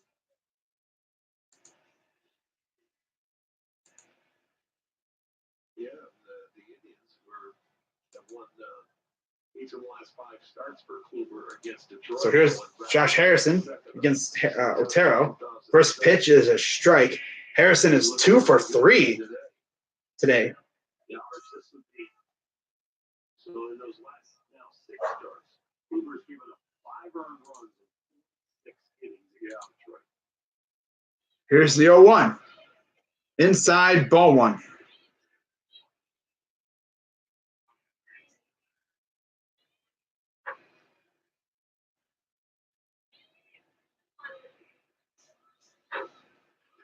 Grounder, the third, the first. Had to dig that out of the ground and gets the out. And out number 1. Max Moroff is now in at second base. Making a few defensive subs as Moroff in for Miller. Now watch. Now next time we see Moroff, he's going to hit a home run. Because why not? That'd be hilarious. So here's Castellanos, 1 for 3. Grounder, foul.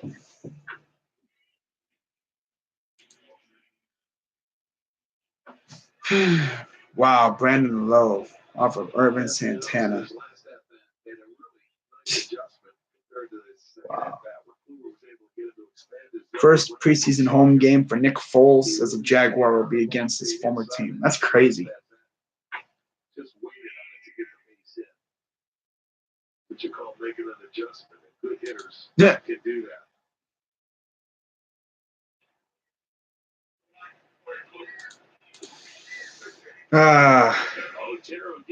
Up high, ball 1. I think the secret to many batters getting hits is stretching. They always seem to get hits after the 7th inning. I mean, it's more or less for the fans stretching because sitting for pretty much 7 innings is a lot. It's a long time. High fly ball, right field. This will be playable, and Naquin makes the second out with relative ease.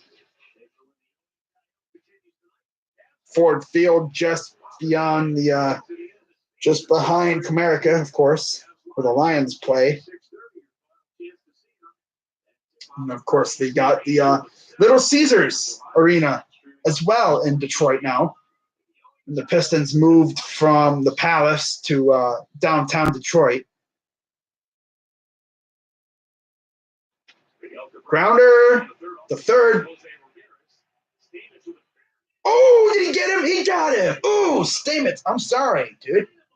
I slandered you. I'm sorry. God. Dude's like, this dude, I feel a disturbance. Why, what happened? Someone is calling me trash. I'm going to make him regret those words.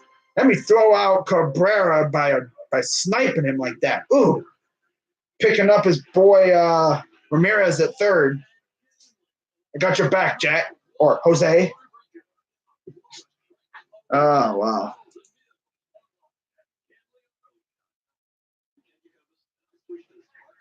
So that'll end the inning.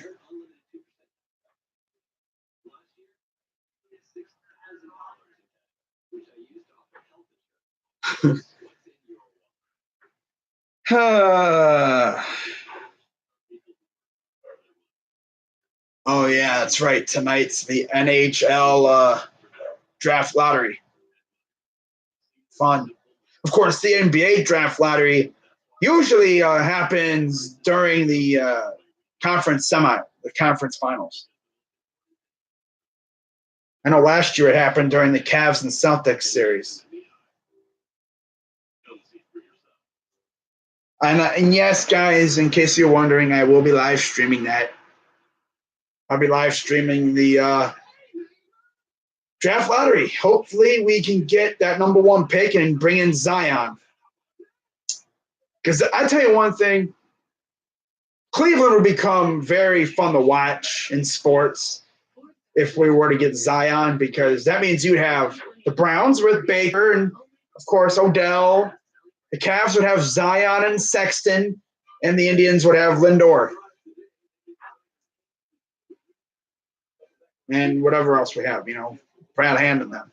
So, yeah, the Indians have pretty much opened it up in the last couple innings, thanks to a couple home runs and one shoddy defensive play by the Tigers, which allowed Eric Stamets to round the bases in a Little League home run.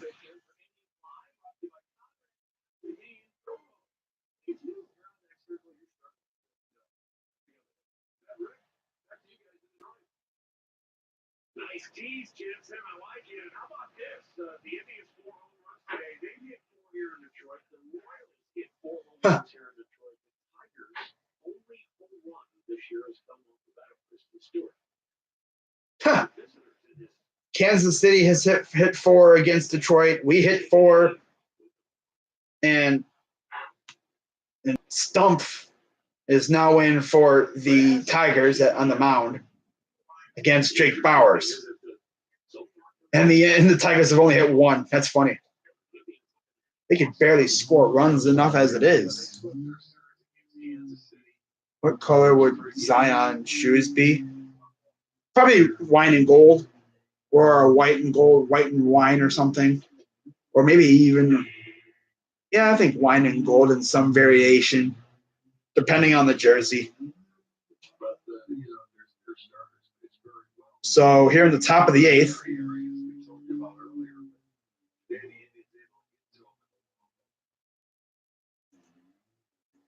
2-2 count.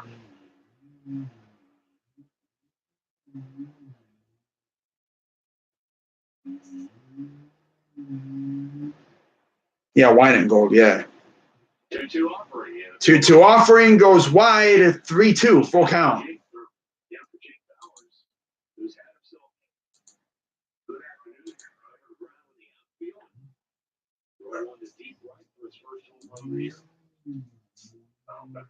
Foul.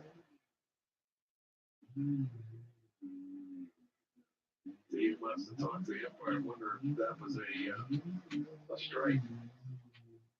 You know, on the 3-2 pitch, he fouls it off to stay alive. So here's the payoff pitch to Bowers. Fouls it off. You don't see it, you don't move that front shoulder up too quickly.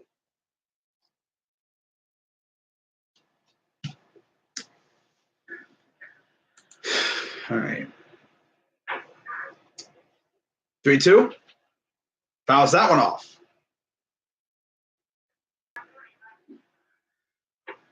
The heck?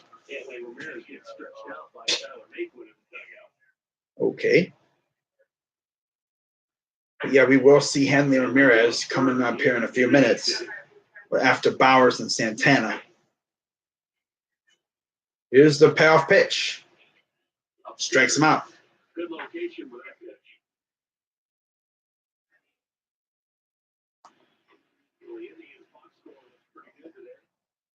Everyone got a hit except for Santana, Ramirez, and Jose. Well, pretty much Ramirez and Santana, because both Jose and Hanley have not gotten a hit today. In fact, Jose has the elusive golden sombrero. The incomparable golden sombrero.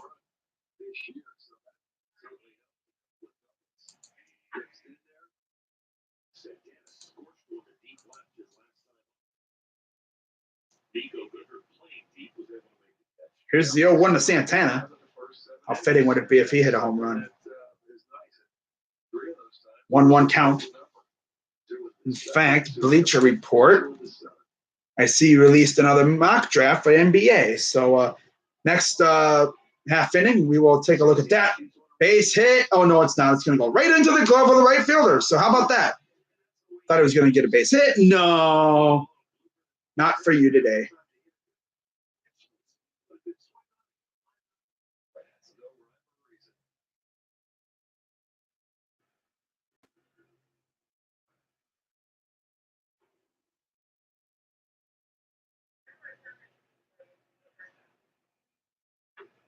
For Hanley Ramirez, who is 0 for 3. Here's Hanley, 0 for 3, trying to avoid getting another another golden sombrero.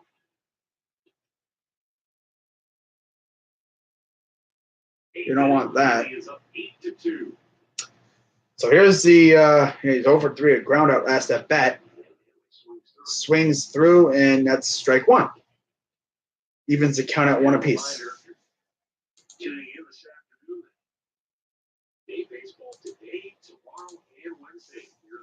Lovely. Here's the 1-1. Outside 2-1.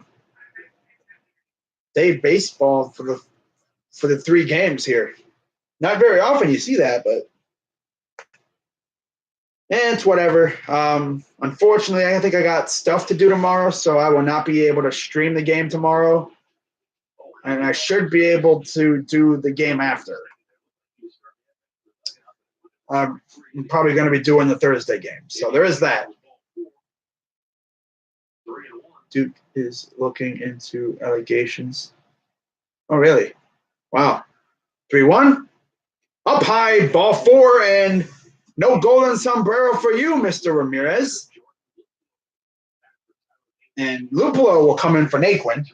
So the Pittsburgh Pirate duo will get some playing time here. Naquin will get the rest of the day off. Duke is salty.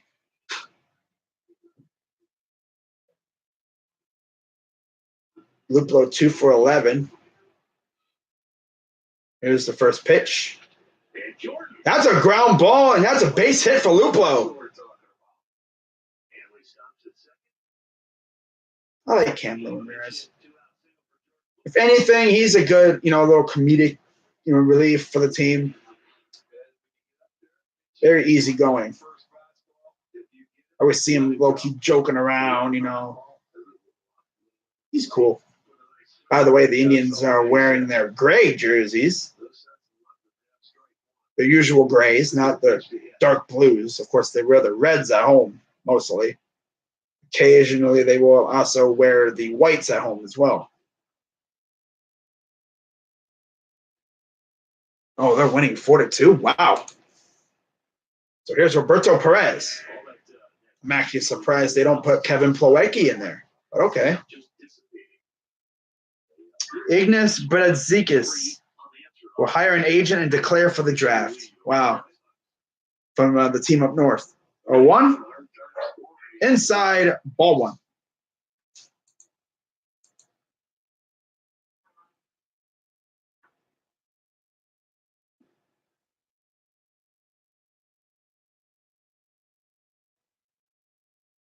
Here's the 1-1. Strike 2. There were 2 outs, nobody on base. Daniel Stumpf walked Hanley Ramirez. Gave a pitch and signal with Jordan Woodward. And now he's ahead of Roberto Perez 1-2. Okay.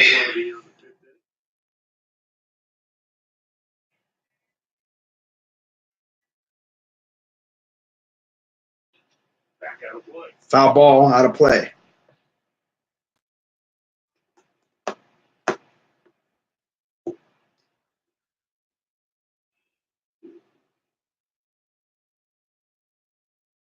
Ooh, wow. In Miami, they have on the seats, like the shirts, like spelling out Wade. That's pretty cool. 1-2. Ground ball, foul. Foul.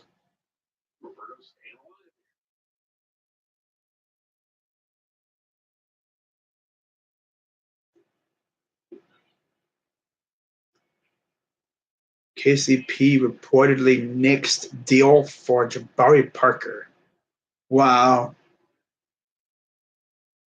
Grant Williams declares for the draft. All right. 1-2 count. Swing and a miss. So here's the latest mock draft. Just looking at the Cavaliers after the March Madness chaos has ended. They have Zion going 1, Ja going 2 to the Suns. We get RJ Barrett. That's perfectly fine right there. Garland goes 4. DeAndre Hunter goes 5. Cam Reddish goes 6. Culver goes 7 to the Grizzlies. Jackson Hayes goes 8 to the Hawks via the Mavericks. Kobe White goes to the Pelicans. Timberwolves get PJ Washington. Lakers get Bol at 11. Kevin Porter Jr. goes to the Hornets. Langford goes to the Heat. Okay, let's see about the Cavs' next pick.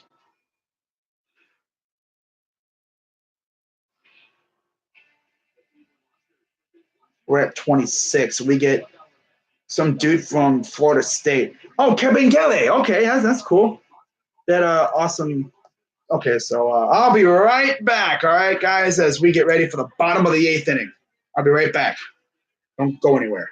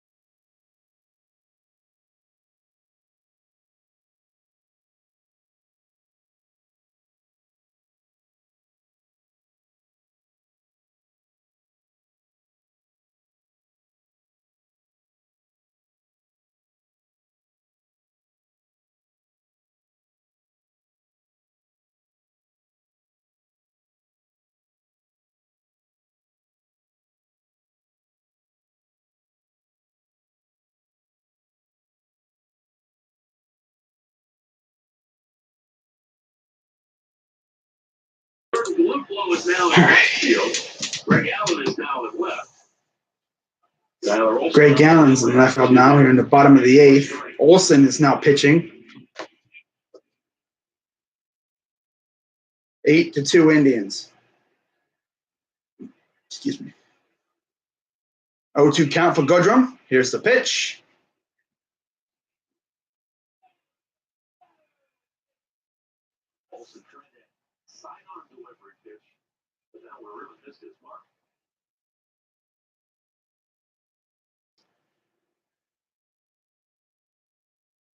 Here's the 1-2 to Goodrum.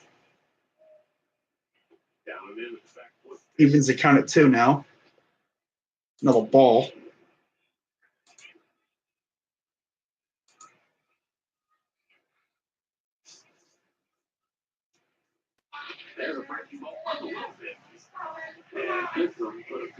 And there's our number one. Throws it right to Luplow in right field. And Kluber with a pretty good outing.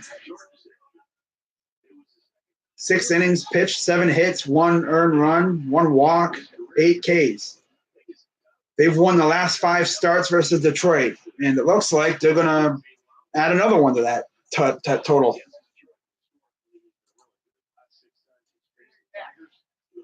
Wow, 5-2 Toronto. That's crazy. Here's the first pitch to Candelario. Strike 1 to Olafur Olsen. Here in the bottom of the 8th.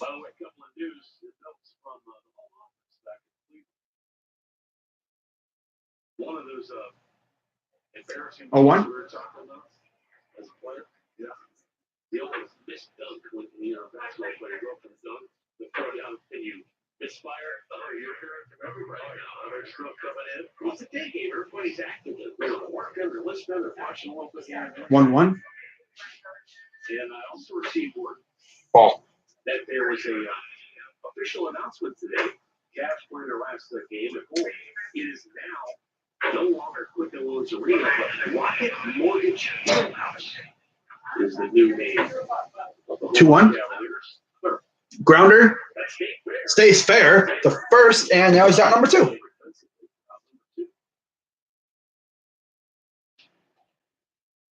you what, they are doing an immense amount of work on the arena in Cleveland. We get to see it. We've watched it literally from day one. We'll see it all the way to its final completion. It's what is there? Will that be ready before next season? Not exactly sure the timeline, but I can't imagine. Archie can't say how much work they've done through the most brutal months of the year, wintertime. The whole, I guess that would be the north side of the arena, is all glass now. It is really spectacular looking. Here's the first pitch going to Just missed it. Oh, it was close enough for a strike. Kristen Stewart. They're talking about the now Rocket Mortgage Fieldhouse. Kind of interesting name. I guess it'll catch on, we'll see what it looks like. Fly ball.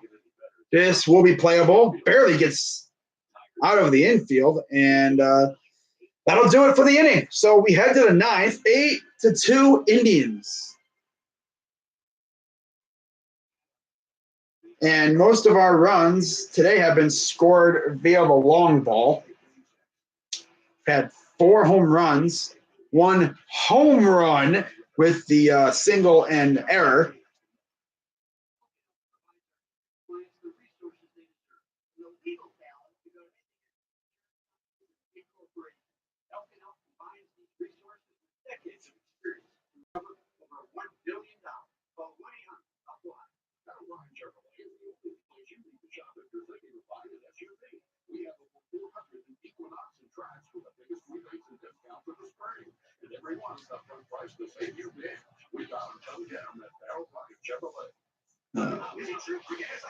Wow.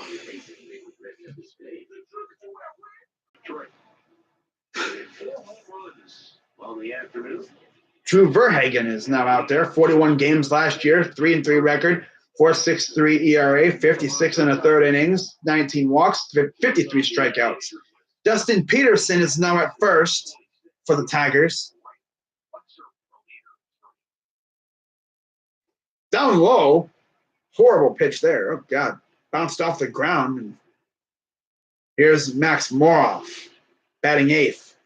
Max Moroff getting his first at bat of the afternoon.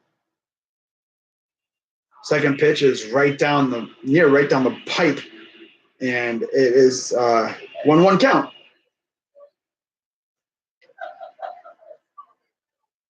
One. Swing and a miss. Literally get everybody at least into the game that's going to be probably starting to walk. Yeah, the right-handers. Well, it's a nice thing if you can do that. Switch hitters like Moroff, Greg Allen. Here's the 1-2. You expect almost hit him. This Verhagen dude is like all over the place. Bounced another one off the ground and doinked more off the ricochet again. 5-2 Toronto, by the way.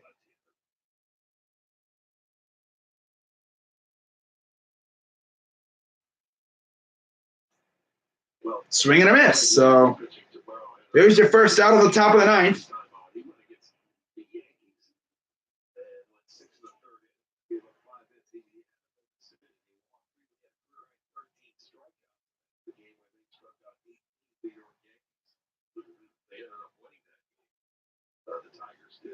So here's Eric Stamets.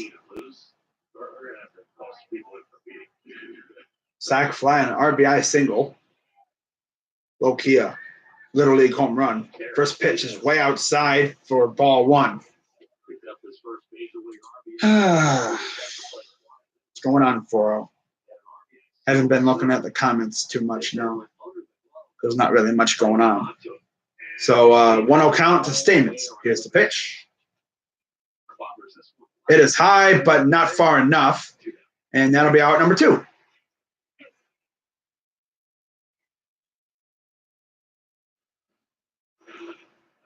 Talking about the second inning. Here's Allen. No, that was Miller.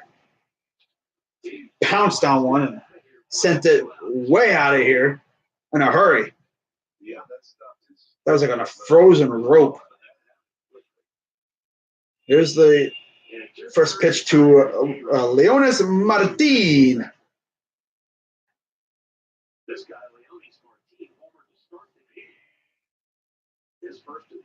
Gundarina is retro.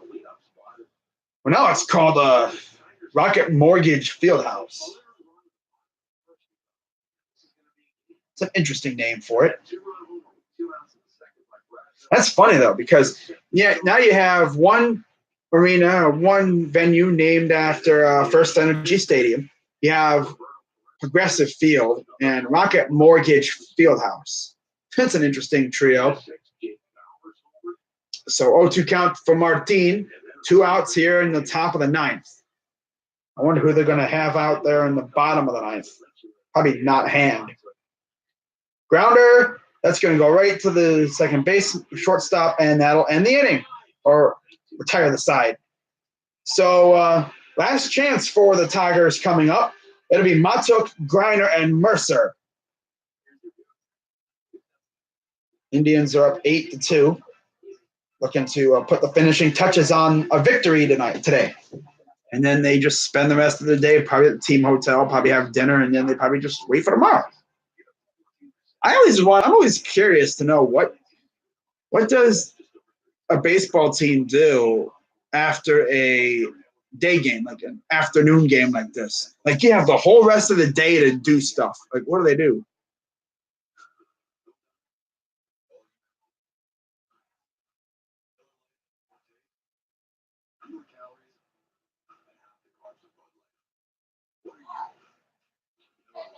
By the way, I know a lot of you probably aren't that into wrestling, but I just saw on Twitter, thanks to my dude Rocha, Sports Fury moderator from the Mod Squad, he quote tweeted something that says that WWE is looking into a possible WrestleMania 37 location at or being the new Chargers and Rams stadium in Inglewood. They expect it to be completed next year. I'm actually really curious to see what that stadium will look like. Of course, next year also, the Rams are getting new uniforms. Well, at least they'll be getting those new unis that you expect. They'll be pretty much just all blue and white, kind of going with the helmets that they have now. Of course, they love wearing those retros as well. So it'll be John Edwards coming out to finish this one. 4 games, 2-0, 3.0 ERA, 3 innings, 3 walks, 3 strikeouts, 1 home run, and a 2.50 ERA, or average, excuse me. I believe he was actually he was not the one that gave up the ghost on the no-hitter with Bauer. I believe it was Brad Hand who gave it up. Of course, it was Brad Hand. That's right. Because John Edwards did his thing. So here's the first pitch to Matuk. Strike one. Matuk is 0 for 3. Babe Ruth would drink like crazy and eat a lot. Oh, yeah. Here's the 0-1. But the thing about baseball players back then is they didn't work out a lot. That's why you didn't really, see a lot of injuries because the muscles are tighter now and more prone to injury. They were much like us now. 0-2. Grounder. Stamets. And got him. That is another. Wow, he barely got him. Woo. It's like, what are you hesitating for? Stamets out here making web gems.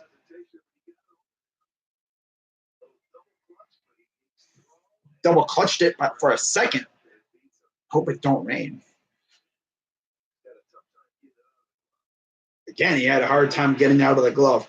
Could have had a double play earlier, but he kind of messed up a throw. But he made up for it. He gunned down Cabrera earlier too, with a throw like that. Batista. Oh, that's funny. Flyers. Wow. 1-0 count to Griner.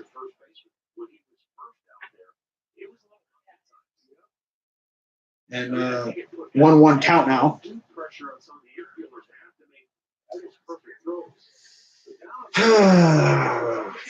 1-1 count, 1 out. Here in the bottom of the ninth. High fly ball. Playable. Martin gets underneath it, and there's out number 2.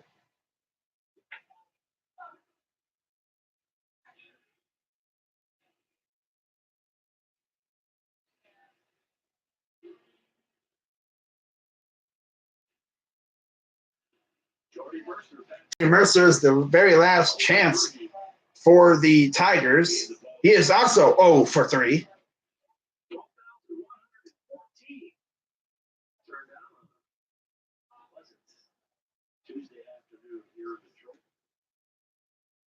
Here's the first pitch. Strike one. And with the weather predicted to take a turn for the worse, this might be the best crowd to see. It could be. Here's deal 1. Down low. Ball 1.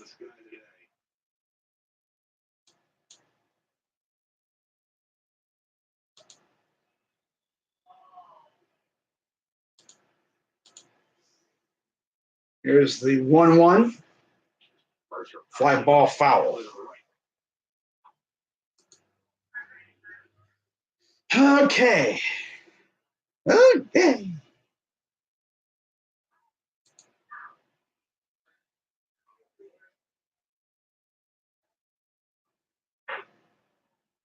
So 1-2 count for Mercer. Here's the pitch. High fly ball again. This one might, that one's going to get down, and Mercer will get on with a double. Wow. 2 out double for Jordy Mercer. His first hit of the afternoon. And he avoids getting the infamous Gordon Sombrero. So now it'll be Josh Harrison.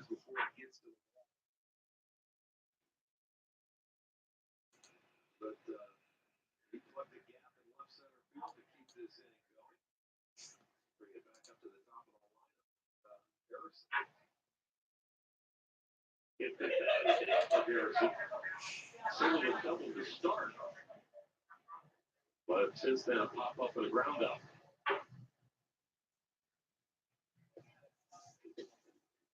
First pitch strike.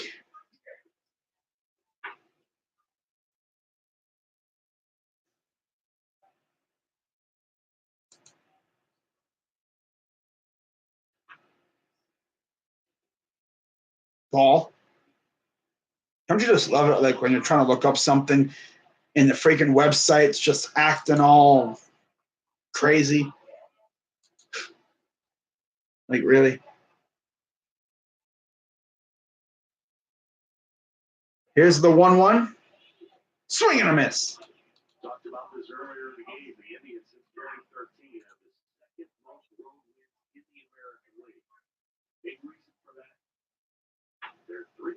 6.9 road earned run average is the best in the majors since 2013, and they've given up one earned run. Wow.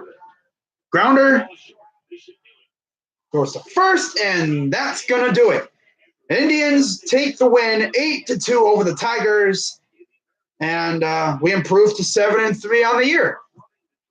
So that's going to wrap it up for this live stream. The win will be given to, I'm guessing, Corey Kluber. So Kluber gets his first win. Zimmerman gets the loss. Wow. Wow. 2 hours and 33 minutes is the time of play. Not too bad for a baseball game, 2 hours, as usual. And that's going to wrap it up for this one. I'm Crazy Dog 99. Again, I most likely will not be live streaming tomorrow. I got stuff to do, because we got a life, life over streaming. You already know. But yeah, I'll see you guys probably for the series wrap up when the Indians will wrap up the 3-gamer. So that should be fun. But until then, I'm Crazy Dog 99, and I'll see you in my next live stream. I might actually go live later tonight to talk about the NHL playoffs, but that's probably what I'm going to do. So I guess I'll see you tonight then. All right, I'm out.